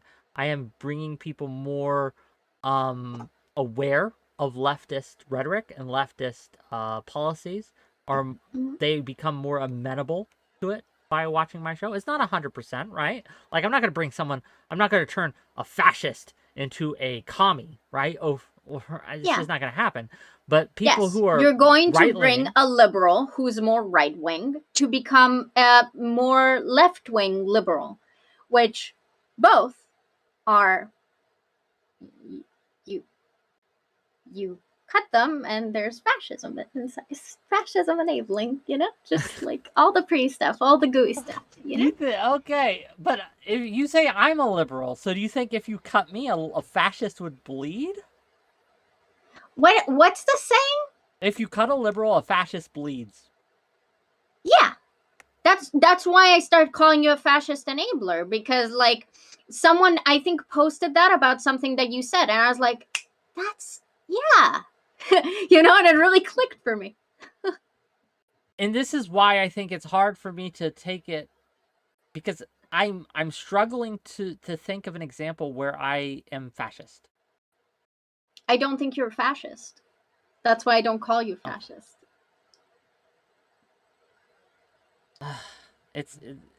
Yeah, I just need. I think you help promote Okay. fascist ideas by being ignorant. You are a useful idiot who's very smart. No, I will grant you that. I can be an idiot sometimes. I will grant you that. I just don't think it's for the right exclusively. I think the left sometimes makes me their useful idiot too on occasion, because I'm just unaware of things. A lot of times this happens in drama, right? Yeah. Because I just don't look into drama. I don't care about it. And I'll For be sure. a useful idiot for those. But I just think that at the end of the day, if we don't explore these topics, even if you think I framed them poorly, and can we get so you didn't like the framing of the Sonsol panel. So the Sonsol panel wasn't my framing. I want to be clear. I didn't make that topic. Sonsol brought it to me, right? So that wasn't my framing. So can you? But think you of an approved example? of it. It's your platform. Yeah, sure. I let him. Ask You the assembled the question. panel. Yeah, I did let him ask a question. $20 from Lawson Harris. This isn't necessarily directed at Katie, but I can't seem to shake the feeling. I get that the people that speak out against fascism the loudest seem the most likely ones to accidentally or purposefully enact fascism. That's Lawson Harrison for $20. Thank you for the $20. That is something I hear from other circles, right? The criticisms towards people more in your camp, right, would be that because of the way. Well, look at what 𝕬𝖎𝖙 did recently. Yeah. You're very aware, right? She said that you were crying wolf, and because people cried wolf all the time, when an actual Nazi shows up, it becomes impossible to identify them. Yeah. 𝕬𝖎𝖙 is confused. She doesn't know Nick Fuentes is an actual neo-Nazi because a bunch of people called other people Nazis. She's finding it very hard to verify that Nick Fuentes is a Nazi, you see. I didn't get that from the tweet, though. I got from the tweet that it was again, I responded to the tweet, and this is something I do believe. It was really sad. Well, this is something I believe. The winner in the story, right, of the boy who cried wolf, is the wolf, right? Yeah. That's the winner of the story, and so that's what she was just trying to elucidate, in her opinion. And I don't say I'm not coming at you with this. I'm just. It's useful to talk about. Mm-hmm. Do you has the way the left just conflated these terms had any impact on the rise of Nicholas Fuentes? No. Okay. But so I don't know if you've seen me talk about it, but I actually got into an argument both publicly and privately with a few leftists about how I'm actually quite upset about the use of neo-Nazi for some people. There seems to be a lot of conflation between conservatives. I haven't seen this, but so like so I said that like 𝕵𝖎𝖎 is a great example of a leftist who calls everyone he disagrees with a Nazi, which really dilutes what a Nazi is and is actually super harmful. So I do agree with 𝕬𝖎, who used to be friends with 𝕵𝖎𝖎. She didn't care then that he was calling everyone he disagrees with a Nazi, obviously. She only cares now because she doesn't actually care. She's a fascist enabler. That's why she jumped on. I don't know enough about 𝕬𝖎 to comment on 𝕬𝖎. I just don't. Okay, so Wick, let me tell you something. If I say Nick Fuentes is bad and it's bad that people are platforming him, and then someone's response is, I can't tell Nick Fuentes is a real neo-Nazi because people say neo-Nazi about everything. then they are obfuscating. Because if you don't know that Nick Fuentes is a neo-Nazi because you need other people to tell you what Nazi is and what's not, you should probably read a little bit. If you're incapable of identifying for yourself who's a Nazi and who's not, and you're confused about whether Nick Fuentes is a Nazi or not, that's a you thing. I understand. Okay. I actually agree with that, but I will say that. Good. Yeah, but I think the context of the tweet, though, right? And I don't want to. Man, why do we get on this? This is my fault, Katie. This is my fault. This is my fault. I know, but I'm fine. Okay. When you made your tweet, the gist of it was, we've been warning people all this time about Nazis. No one believed us, and now a real Nazi like Nick Fuentes is rising, and it makes me very uncomfortable. I feel really bad about this. This is terrible. So in the No, context, that's not what I said. That's maybe how you read it. That's not what I said. See if we can get this up. Well, that's not what I meant. That's not what Right. I was trying to convey. Oh man, I shouldn't have checked DMs. Confirmed. I'm confirming with Andrew Wilson about Big Papa Fascist about tomorrow night. I just did it. But Katie, okay. It should be easy to find because it was your biggest tweet. Yeah. I gotta thank her though. That is my most liked tweet ever. Yeah, So it's interesting how things can go when your tweets break containment. A couple mine did this weekend too. So I feel ya. Okay.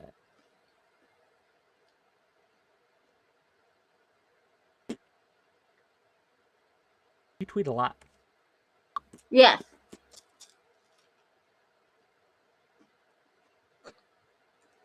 Sorry, gang, we're getting there.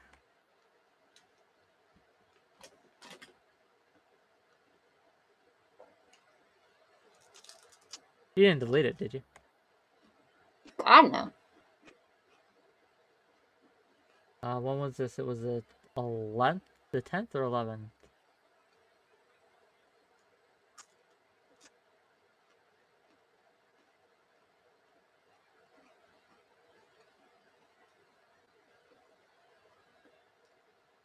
Wow.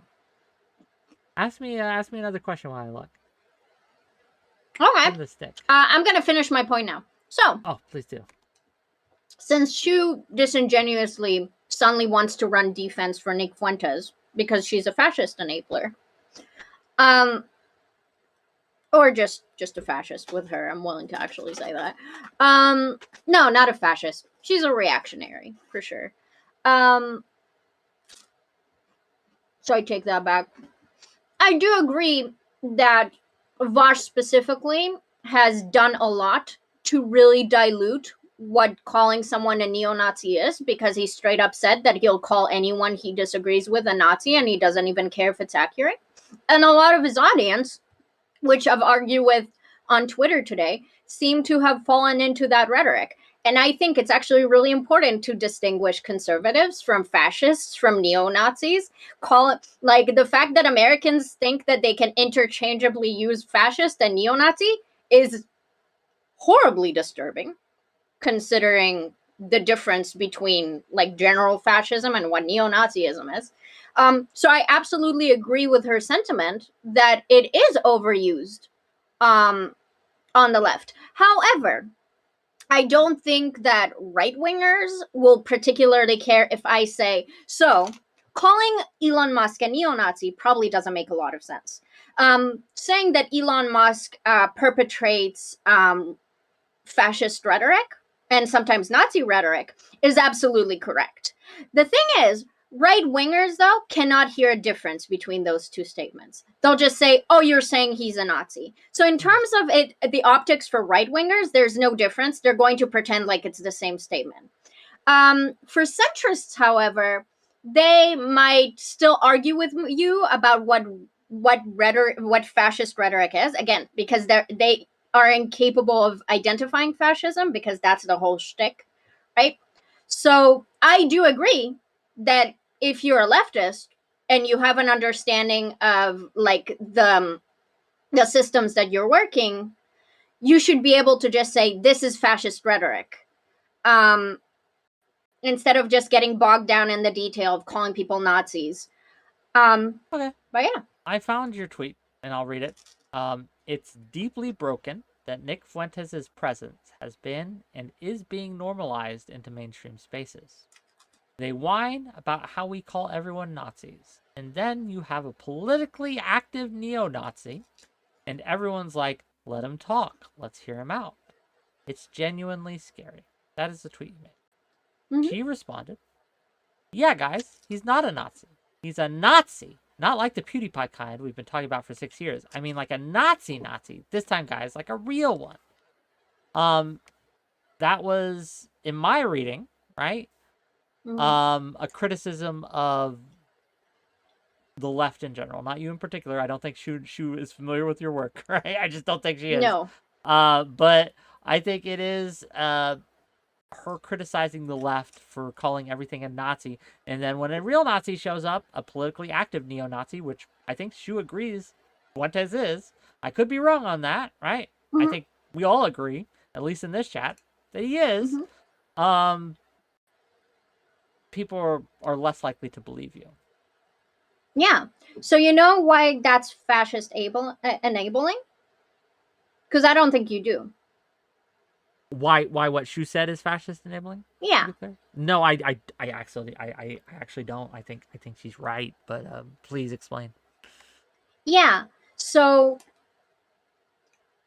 you can critique the left for overusing the word Nazi. Shu took an actual neo-Nazi that apparently she understands as a neo-Nazi, and she's now downplaying it and saying, why are you surprised that people can't tell that Nick Fuentes is a neo-Nazi? And I will repeat this again. Any person who can't tell Nick Fuentes is a neo-Nazi because the term was misused by leftists a lot is obfuscating or bad faith or just very misinformed. Okay, listen to me. If you know what neo-Nazism is or what Nazism is, you should be able to tell Nick Fuentes is a neo-Nazi. The reason why I made my comments about neo-Nazi, about Nick Fuentes and not about other people, is because there are not many other figures who are as unequivocally, unabashedly, out in the open, politically active neo-Nazis. So, to take that, like, one in a few figures who are unabashedly that, and to claim that we're not sure about him because you've called a lot of people Nazis and you were wrong, it's like, you should be able to tell. Even if all the lefties are evil and stupid and mean and are calling the wrong people Nazis, you should still be able to tell without, like, there's no relation between those two things. It's pathetic. I don't think that's what she was trying to communicate. No, I understand, because she wanted to take my point and then make another slightly unrelated point pretending that they're related, because again, fascism and fascism enabling is all about obfuscation and about dodging. There is nothing wrong with what I said about Nick Fuentes. Shu wanted to take a hit at the left, so she took what I said about Nick Fuentes, which should not be controversial, and then made it weird. Okay. I think that well, first of all, Shu makes everything weird. That's fair. But when it comes to what the point was overall, right?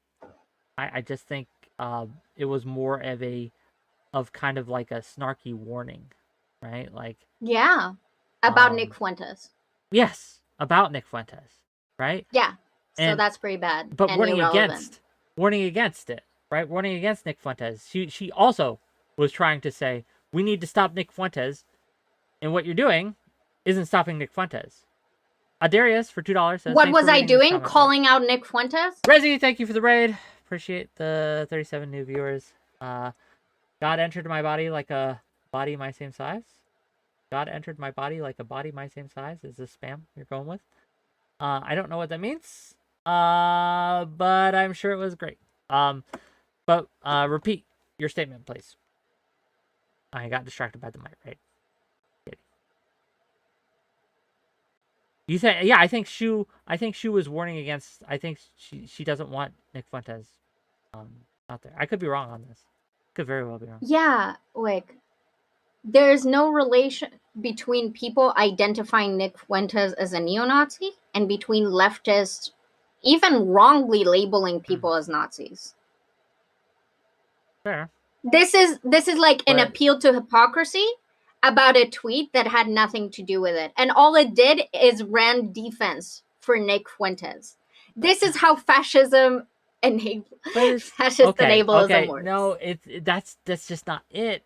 That's just not it. And let me explain. Let me try to explain. First of all, $2 from No Step on Snake. Is a $200 stance off still on the table? Yes, it is. If you give me more money, let's see what we're at now. Well, the total is $43.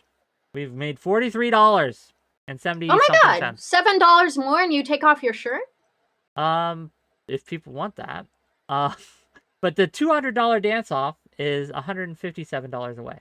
So $157, and we have a dance off. Okay, gang, a dance off. But let me kind of maybe let me explain my point of view on this, if I may. All right? Can I? Or, of course. If you don't want me to, I won't. I'll just say, okay, Katie, and we can go back to the game. Of course you can. You're saying, you say one thing, but then your eyes say another, Katie. Okay? You're saying yes, but your eyes do not say yes. Look at me and my impulse control. Okay. What she is saying is that while it should be easy to identify Nick Fuentes as a neo-Nazi, a lot of people are unable because the left has obfuscated what a neo-Nazi is. Yes. And if Nick Fuentes wasn't a glaring example of unabashful neo-Nazism, I might agree. If I was making a tweet about Elon Musk, I might have agreed. As I said, I tweeted that No I think Step on Snake for $200. $200 from No Step on Snake. The song should be It's Raining Men by the Weather Girls. Finish your answer, Katie, but then the dancing.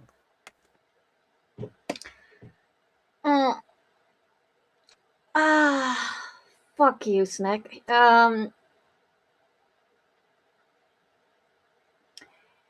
If I made a tweet about Elon Musk and she had said that, I would have said, cool point. And as I said, I made a tweet. Yeah, I think people like your ex-friend do misuse the word Nazi a lot. I don't necessarily disagree with you that a lot of people misuse the word Nazi. I just don't think it was relevant to what I said. It was an appeal to hypocrisy that I didn't do. Okay, fair enough. We will table this discussion. I'm sure it will come up again. So the people paid for it, right? They've asked us. They've even requested a specific song. Is this copyright free? Is there a way to do that without getting copyright struck? Right? Not actually sure. But let's bring on a song. Okay. Am I gonna hear it through your speakers? I'm going to try to stream it, and then like in the kind of like you'll have to click on the like watch stream. That's fine. Actually, since you're streaming too, so give me one second, please. 1 second. In the meantime, right? Ask us another stick question.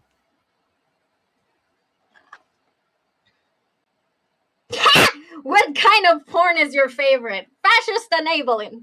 Okay. What kind of porn is my favorite? It's not fascist enabling. It's totally fascist enabling. Okay, I like the group stuff. Okay, that's my favorite. What group stuff? The threesome, the orgy, the gangbang. What type of groups? What is the composition of said groups? It doesn't matter to me, right? Multiple people. I don't like it too large of a group. Like, I don't like the 40 people stuff. But like the 3 to 5, that's a good size group. I just learned so much, and I wasn't prepared. Okay. I don't it's watch Raining porn. Men. Thanks for asking. You don't watch public porn, but if you're watching people jerk off, you're watching porn. But I'm not watching people jerk off. My whole point is that I don't look at dudes when they jerk off. Okay, fair enough. There was a period of time. So there's this really cool website that is like audio porn specifically targeted for women. And I did try that out for a while. It was kind of cute, but there wasn't a lot of like praise kink stuff there. So it didn't really work for me. Noted.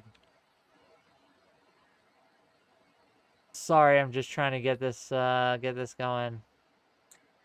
This is, by the way, like, it's a banger song, but it's not a good song for dancing for me. That's the problem. So I'm kind of resentful of this. I'm actually. sorry. No Step on Snake. Do you mind if we change up the song? This is your time to allow us, if you were allowing us to call an audible on the play, and change up the song. I mean, no, it's a great he's not song. Okay. He's not okay with it. He wants Raining Men. Okay. Hey, it's your money, baby. It's your money. It's a lot of money. It is. Let's get it going. I just made $100. You did. The Weather Girls is Raining Men. I'm gonna go pee. Yeah, do your thing. See, I'm trying to find like a version that won't get me copyright struck, because if I get copyright struck, the money doesn't go to me.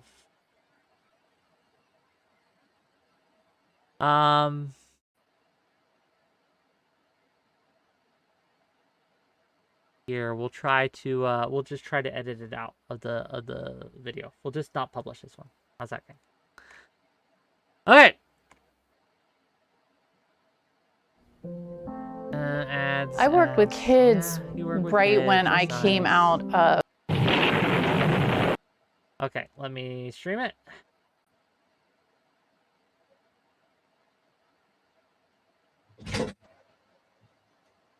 Okay, once Katie's back, you'll have to click on watch stream. Okay. So, do we do this one at a time or both at the same time, gang? What do you think? Same time. Okay, same time. Got you. Okay. We have to do it together. Fair enough.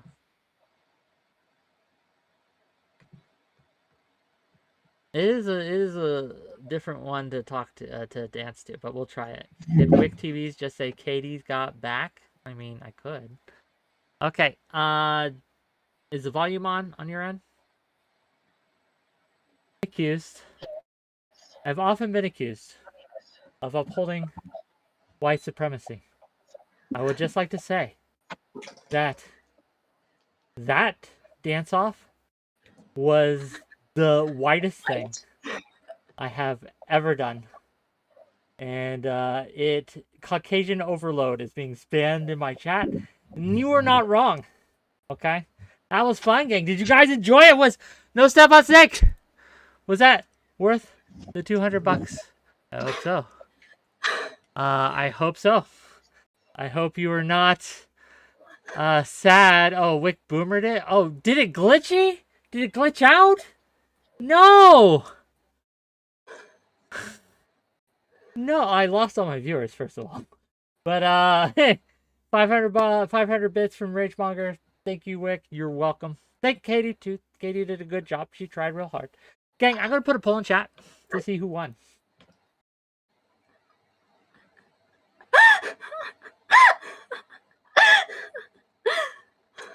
This is not fair. Put on a song I can dance to. This is bullshit. Look, this is the money. They give us money. They asked. They made an ask. I've delivered. Okay. I know, but I want a song I can actually break down to. You haven't seen my whitest yet. Give me. Okay, tell you what. We got 50 more bucks, gang. 50 more bucks. Katie herself will put on a show for us. She'll dance. And to her song of her choosing. It will have to be of her choosing. I will make her big like this. Take off your shirt. They gave you 200 and something. They didn't give me 50 to take off my shirt. They gave me 200 specifically for the dance, and that's what I did. So if I donate $7, you'll take off your shirt? Yes. Chad, if you love me, go to you go to Wick and give him $7. Yes. Give the fascist enabler Wick, eat $7. pudding with your fingers again. I don't have any pudding, and it wasn't pudding I ate last time. It was yogurt. To be clear. Who was your first celebrity crush? Ooh, oh man, this is a good question. I'm gonna date myself with this probably. There was a movie. It was, I forget the name of it, but it was about a couple. It was a fantasy movie about a couple who, by day, the man was a man and the Lady Hawk. That was it, Lady Hawk. You remember Lady Hawk? Do you remember that movie? The chick in that movie. Me? Yeah, Lady Hawk, the movie Lady Hawk. Why would I remember that? It's a good movie. It's a First the of man. all, I'm They very were cursed. young. The man would be a man, and during the day, the lady would be a hawk, and then at night, the lady would become a lady, and the man became a wolf. So they couldn't ever be together, but they would protect each other and stuff. So the Lady Hawk would fly around. You guys remember that? Remember that? She was whoever starred in that first celebrity crush. I remember. You don't even know her name? No, names. She's saying I wasn't crushing on her name. Okay. Is YouTube still glitching out, gang? By the way, Oh my god. I hope not. I am Okay, very so upset. who won the dance off? I had to give it my fucking all to a song that isn't Yeah. danceable. 70. Why are you? You made $100. Why are you complaining? So Because I like properly dancing, okay? 10. Like we have 77 votes that Wick won the dance off. So I've won the game. To be clear, I have won the game. And so I will be expecting those 3 quote tweets, or those 3 tweets, the drafts, once we're done here, right? And you can take a little bit of time, right? And then we can review it and craft something, and it'll be great, gang. It'll be great. $2 for No Step on Snake. You guys are good sports. Thanks. You're welcome. We try to be, but yes. What if you could pick any song to dance to right now? What would it be? Let's Get It Started by the Black Eyed Peas. Let's get it started in here. Let's get it started. Let's get it started in here. That one? Yeah. It's not that. That's not the song. That's the edited version of the song. Yes, I know. Okay. Just FYI. Okay. FYI. Okay. Yeah, no, Count Mike. Why Let's did get I it started as the wait. radio version. Why did I agree to let your chat decide if you and I who wins? You make really Did I bad agree to decisions. that? You make really bad decisions, so yes. I don't think I ever agreed to that. Who do you think gets to decide then? If not my chat. What about my chat? What about them? Why don't they get to decide? Because we already held the poll. We've already held the election. The election's over. They could have come over here. They had time. Look, it is July 13th. It's time for another coup, okay? July 12th, Like first of all. You've had it long enough.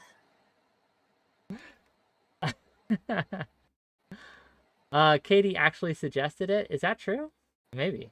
It's very true. No, I suggested your chat deciding about like who wins points on the questions, not who wins like generally. Oh god. But you understand that one follows from the other. Like if they were going to be deciding who wins the questions, that would ultimately decide who won the game. But the game wasn't who has a better dance. You know what? I'm not arguing with you. Okay. You are a wonderful man. I don't mean it. I guess I didn't require genuine in the tweet, but it will be a tweet, to be clear. It will be public, a tweet. You can't delete it after. No deleting it, okay? Why would I delete it? I don't know, right? People never get my like sarcasm. Seahorse says it's getting hot in here by Nelly. That's the one she wants. She'll win that one. It's getting hot in here, so take off all your clothes. Maybe. Take my clothes off. Or Get Low. Okay, next up, who can do the best backflip? Not me. You want to see me get injured, right? I can't do a backflip, but I can do a cartwheel. So Do a cartwheel for us. why would I do that? I asked nicely. Give me your $100 and I'll do a cartwheel. No. Yeah, then fuck off. Fair enough.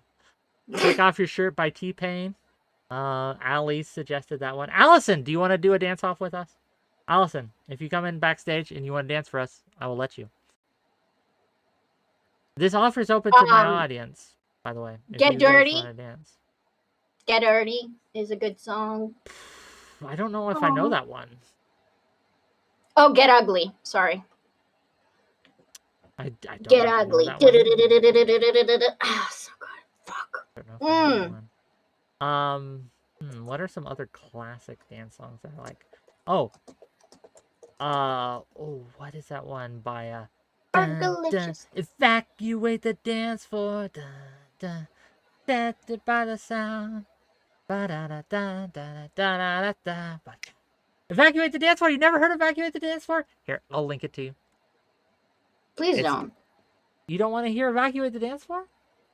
Like I'm young. I don't know that what this has to do with sharing the music. It's not an old song. Cascada. Okay. It's by Cascada. Thank you. I'm very bad. If we want a Cascada song, then we need to do every time we touch, I get this feeling, and every time we kiss, I swear I can fly. Can't you hear my heart beat fast? I want it. Oh my god. Beautiful. Yeah, I guess I've unlocked the secret to fundraising. I guess just offer to dance for my audience, and they'll just pony up some money. So here we go.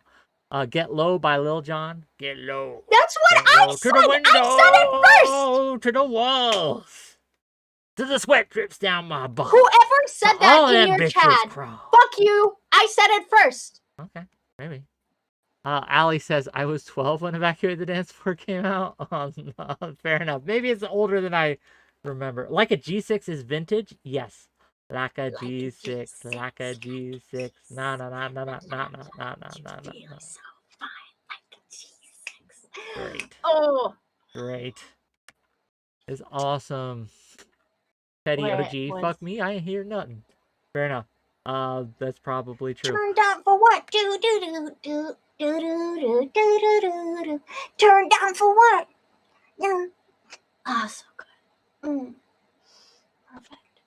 Yeah, I needed more room, to be honest. Like, the corner I'm in did not give me my full range of motion for dancing. I Neither bumped did my elbow in my Adam's. wardrobe.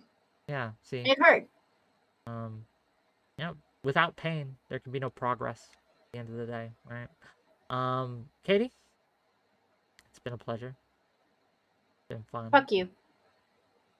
Anytime, right? You just have to buy me dinner first, okay?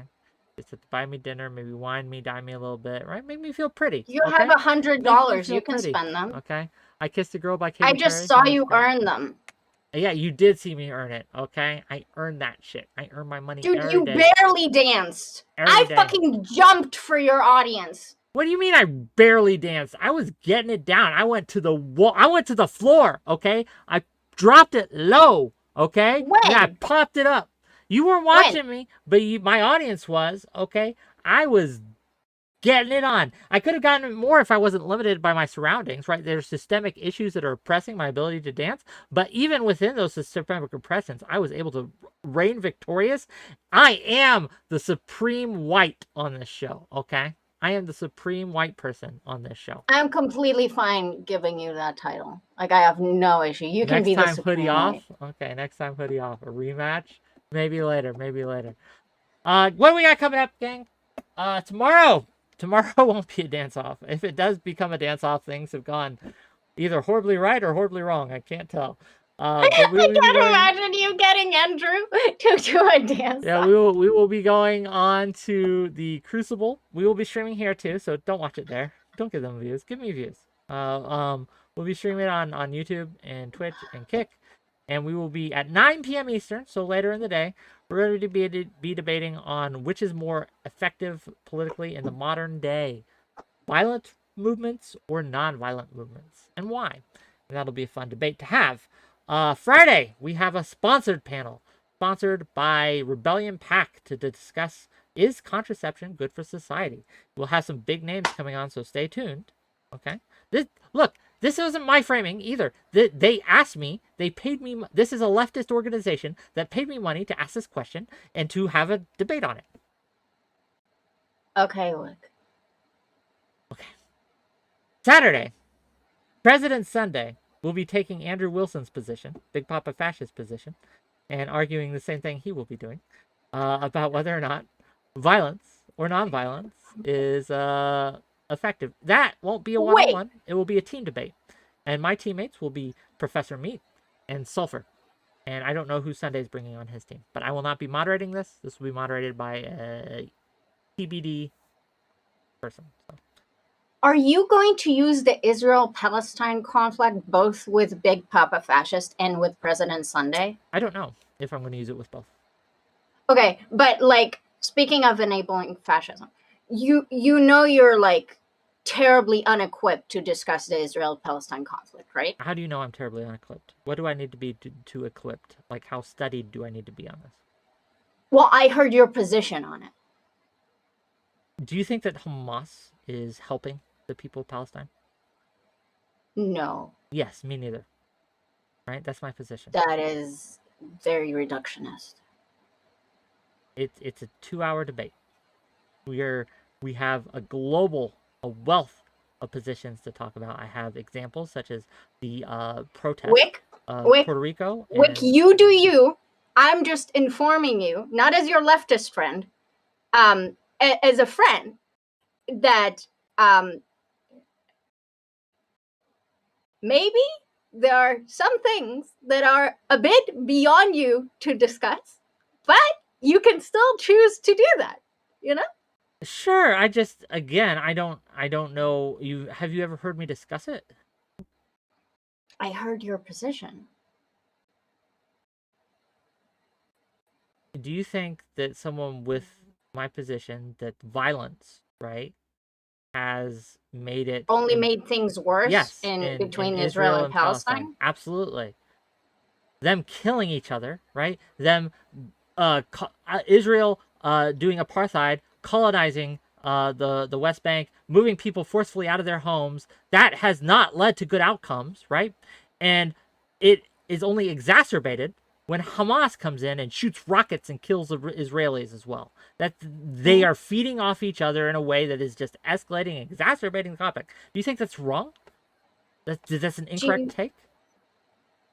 Yeah, I think that if you don't understand that Israel will have an apartheid state, whether Hamas exists or not, is your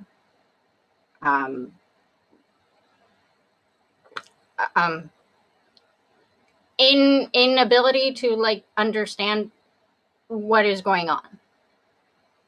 So like, here's the thing: fascist countries will use excuses to enforce violence that we're going to enforce anyway. This is a problem. You say this as if it's true, but it's not. It's not just not entirely true, right? Like if that was the case, right? Then why haven't, right? Why do they wait for these excuses at all? Why don't they just do it? Why don't they just go in and do it? They didn't, Wick, because the ethnic cleansing in Israel started, well, even before the foundation of Israel, but from the second of the foundation of Israel. So, yeah. It's always been happening. Do you think that there is no fault on the side of Palestine or Hamas or anything like that? Fault of what? Of fighting for liberation?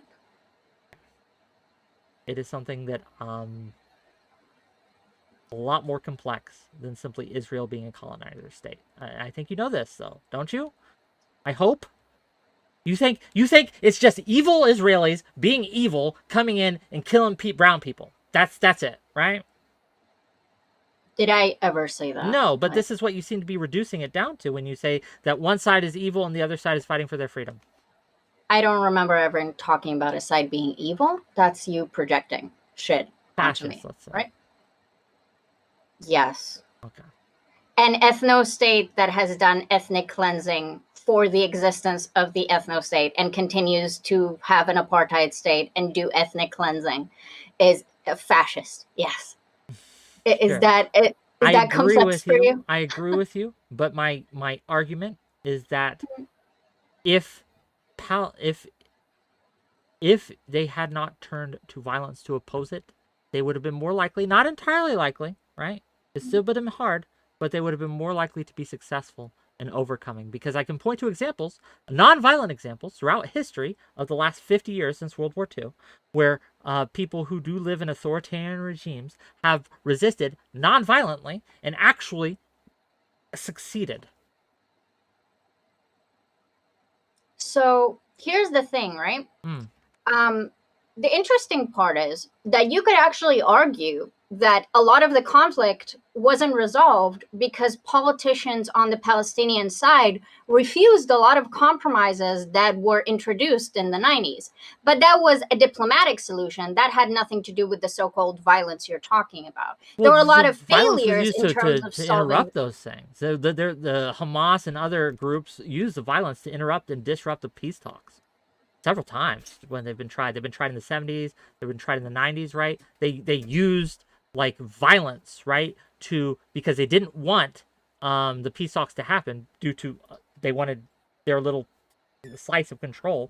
So they used violence to disrupt those peace talks and stop them from happening and stop any resolution or any diplomacy. That's great, but that's not addressing the point that peace talks were had, and Israeli government official and prime ministers gave concessions that they will never get today, and Palestinian authorities refused those compromises. And that would be a lot more valid critique of how Palestinians weren't necessarily always Palestinian politicians weren't necessarily working for the best interests. Not that I necessarily believe that, but that would be a lot stronger argument than pretending like if Hamas didn't exist, before Hamas existed, other organizations exist. Sure. Also, Israel's is known to have funded Hamas to grow dissent between in If you Gaza think I'm Strip. running defense for Israel here, you're wrong. I don't think you're running defense. I think you pretending like the apartheid state wouldn't exist if Hamas didn't exist is you fundamentally not understanding Israeli politics, which is fine. That's not surprising. Okay. Fair enough. Well, I guess I'll be debating this tomorrow. I think that to say that this will be true under all conditions and there's no condition under which it will not be true is just fundamentally a misunderstanding, I think, of human nature. I think no, there are conditions where it wouldn't be true. If Palestinians didn't exist on the territory that Israel wants, then that wouldn't be true. If Jewish Israeli people didn't support an ethno-state, that would be true. If the historical conditions that happened didn't lead to the foundation of Israel, that would be true. However, in the case that there are 3 million Palestinian on a soil that a large majority of Israel wants, well, let me ask, and considers part of Israel, then no. Well, one of your conditions, I think, speaks to my point. If the Israeli people did not support an ethno-state, do you think they would be more likely or less likely to support an ethno-state while someone is shooting rockets at their homes and their children? Do you think more likely or less likely? I don't think that matters. You don't think, that matters? I think it absolutely does. Can I finish my point? Sure. I don't think that matters, considering that they have supported that ethno-state before that ethno-state even existed. Can we at least acknowledge, though, that it has ramped up, that there's been periods of time when Israeli was less? Yes, nationalism rises when there's conflict. Sure. Okay. So, in order to stop the rise of nationalism, which we would all agree is a good thing, yes? Mm-hmm. We want to severely limit the violence. Stop apartheid, yeah. Yes, on both sides. There's no apartheid on both sides. There's one apartheid side, the Israeli side. No, I agree. But do you think if Israel, okay. Are you familiar with the 7-Day War? Yes. What would have happened? Do you mean to the Israel? 6-Day War? Sure, 6-Day War. What do you think would have happened to Israel if they had lost? In the 6-Day War? Mm-hmm. What would have happened? What would have the people done, right, to Israelis if they had lost that war? I don't know. It's war. You tell me. Okay. they would have been killed to a man. It would have been, it would cease to exist. It would have been pushed to the sea, right? They would be gone. We wouldn't have any conflict because Israel and the people who lived in it would cease to be. So that's a problem, right? yeah.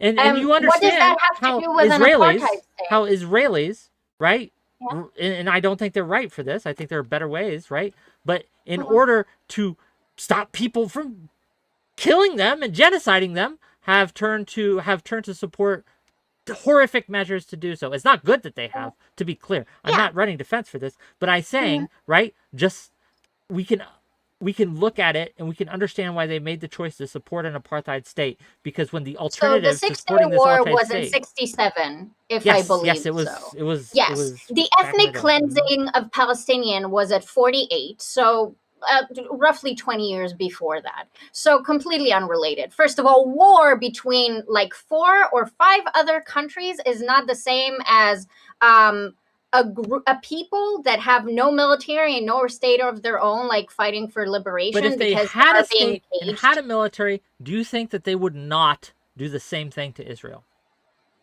No, I don't. I disagree. I think that I know, Wick, which is why I said you're horribly unequipped to fair enough. discuss this.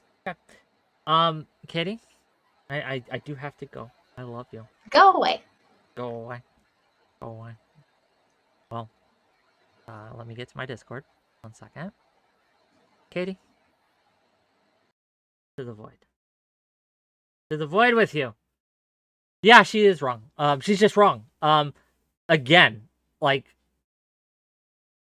I am not going to excuse what Israel has done. It's been horrific. They have done some horrific things. But to act as if that they've done it in a vacuum, right? is also wrong. It's just wrong, right? We can argue who the first aggressor was, right? And that's an argument that dates back a long, long time. But we can point to the 6 Day War as, I think, probably the clearest example of a group of nations in the support of Palestine, right? And in the support of as using Palestine as an excuse, who would have wiped Israel off the map, just would have wiped it off the face of the earth. The Jewish people have a long history, and it's not just the Holocaust. Let's be clear. Like, the Jewish people look at the Holocaust as like as a thing where this is where a bunch of people tried to kill the Jews. That's just the most well known of the times groups of people have tried to genocide the Jewish people. This has happened throughout history. It's quite common. It's frustratingly anti-Semitism and virulent and violent anti-Semitism is rampant throughout history. In fact, have the Jewish people always been perfect? Of course not, right? They've done atrocities of their own, but right, we can look at and say and condemn both, right? We can. It's okay to. It's okay when someone suicides bombs a pizza place to say that's bad. You shouldn't do that, right? It's ineffective. It's not working. What you're doing isn't working. It's making things worse, right? So if you want freedom, we want you to have freedom, but killing children ain't the way, King, right? Blowing up kids ain't it.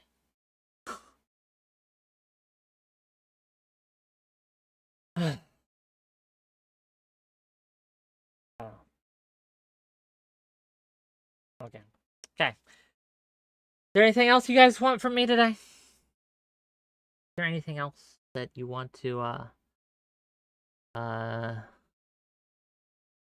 talk about or discuss while you have me here? Tyler, you're weird. Stop it. Bring world peace. I'm trying, gang. I'm trying. Okay. We'll get to it. One debate at a time. Crown Bottle, it's okay if she shits on me publicly. I don't mind. I don't care. A lot of people do. It's good to be open to criticism. And if it's ridiculous, people will know it's ridiculous, right?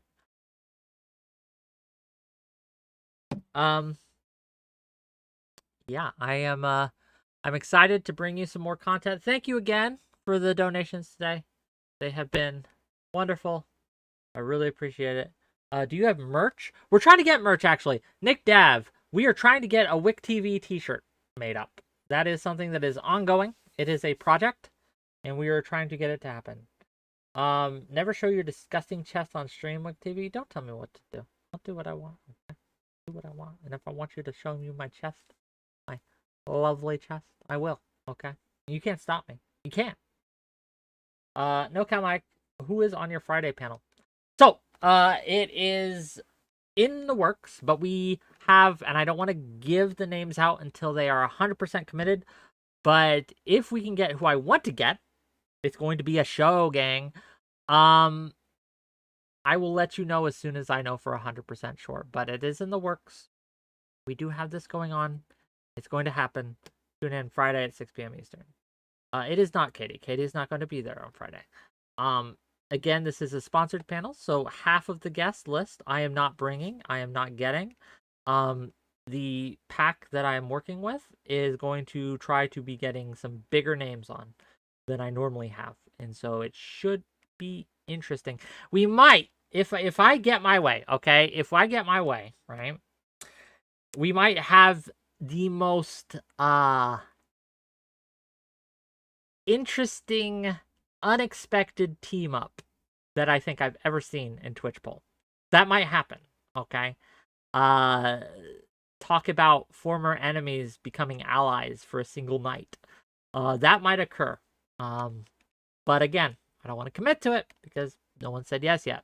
Not 100%, but that is the goal to get. It would be great. It would be viral, but we'll see. On the anti side, we have a fellow who was recommended to me by 𝕾𝖎▎.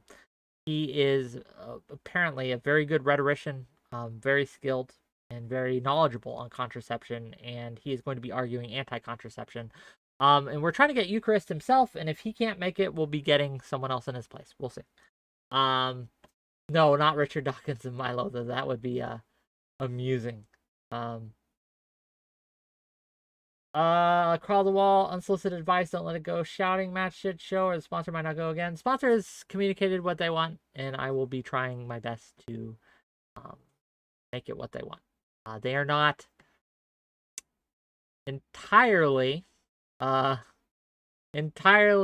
adverse to a screaming match. So this is what has been communicated to me. What it is. Rare 2-hour Wick stream. Most of my streams are 2 hours, are they not? Who is the sponsor again? Rebellion Pack. It's a get out the vote organization. Yeah, no. Again, I talked and I communicated with the people. We are in talks currently to get the guest list finalized. Last week was the sponsored stream as well. They brought me 𝕾𝖎𝖎𝖙, who was, if you saw last week's stream, he's an excellent interlocutor.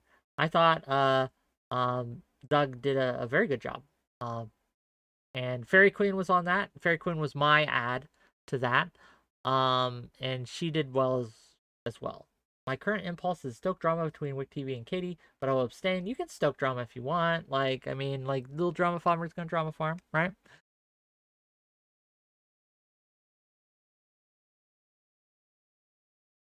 Okay. Yeah, again, it's more likely that we're gonna get what I want. Not entirely certain, but it's more likely. I've just been informed it's more likely. It's the moving needle. Okay. Well, I'm gonna go before I bore you. Okay. Fairy Queen is elite. I agree. We are going to raid out into Katie. Say hi to her. Be nice to her. And then we will see you tomorrow, 9 p.m. Eastern.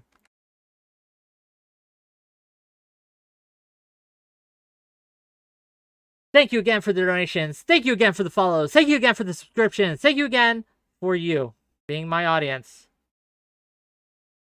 I love you.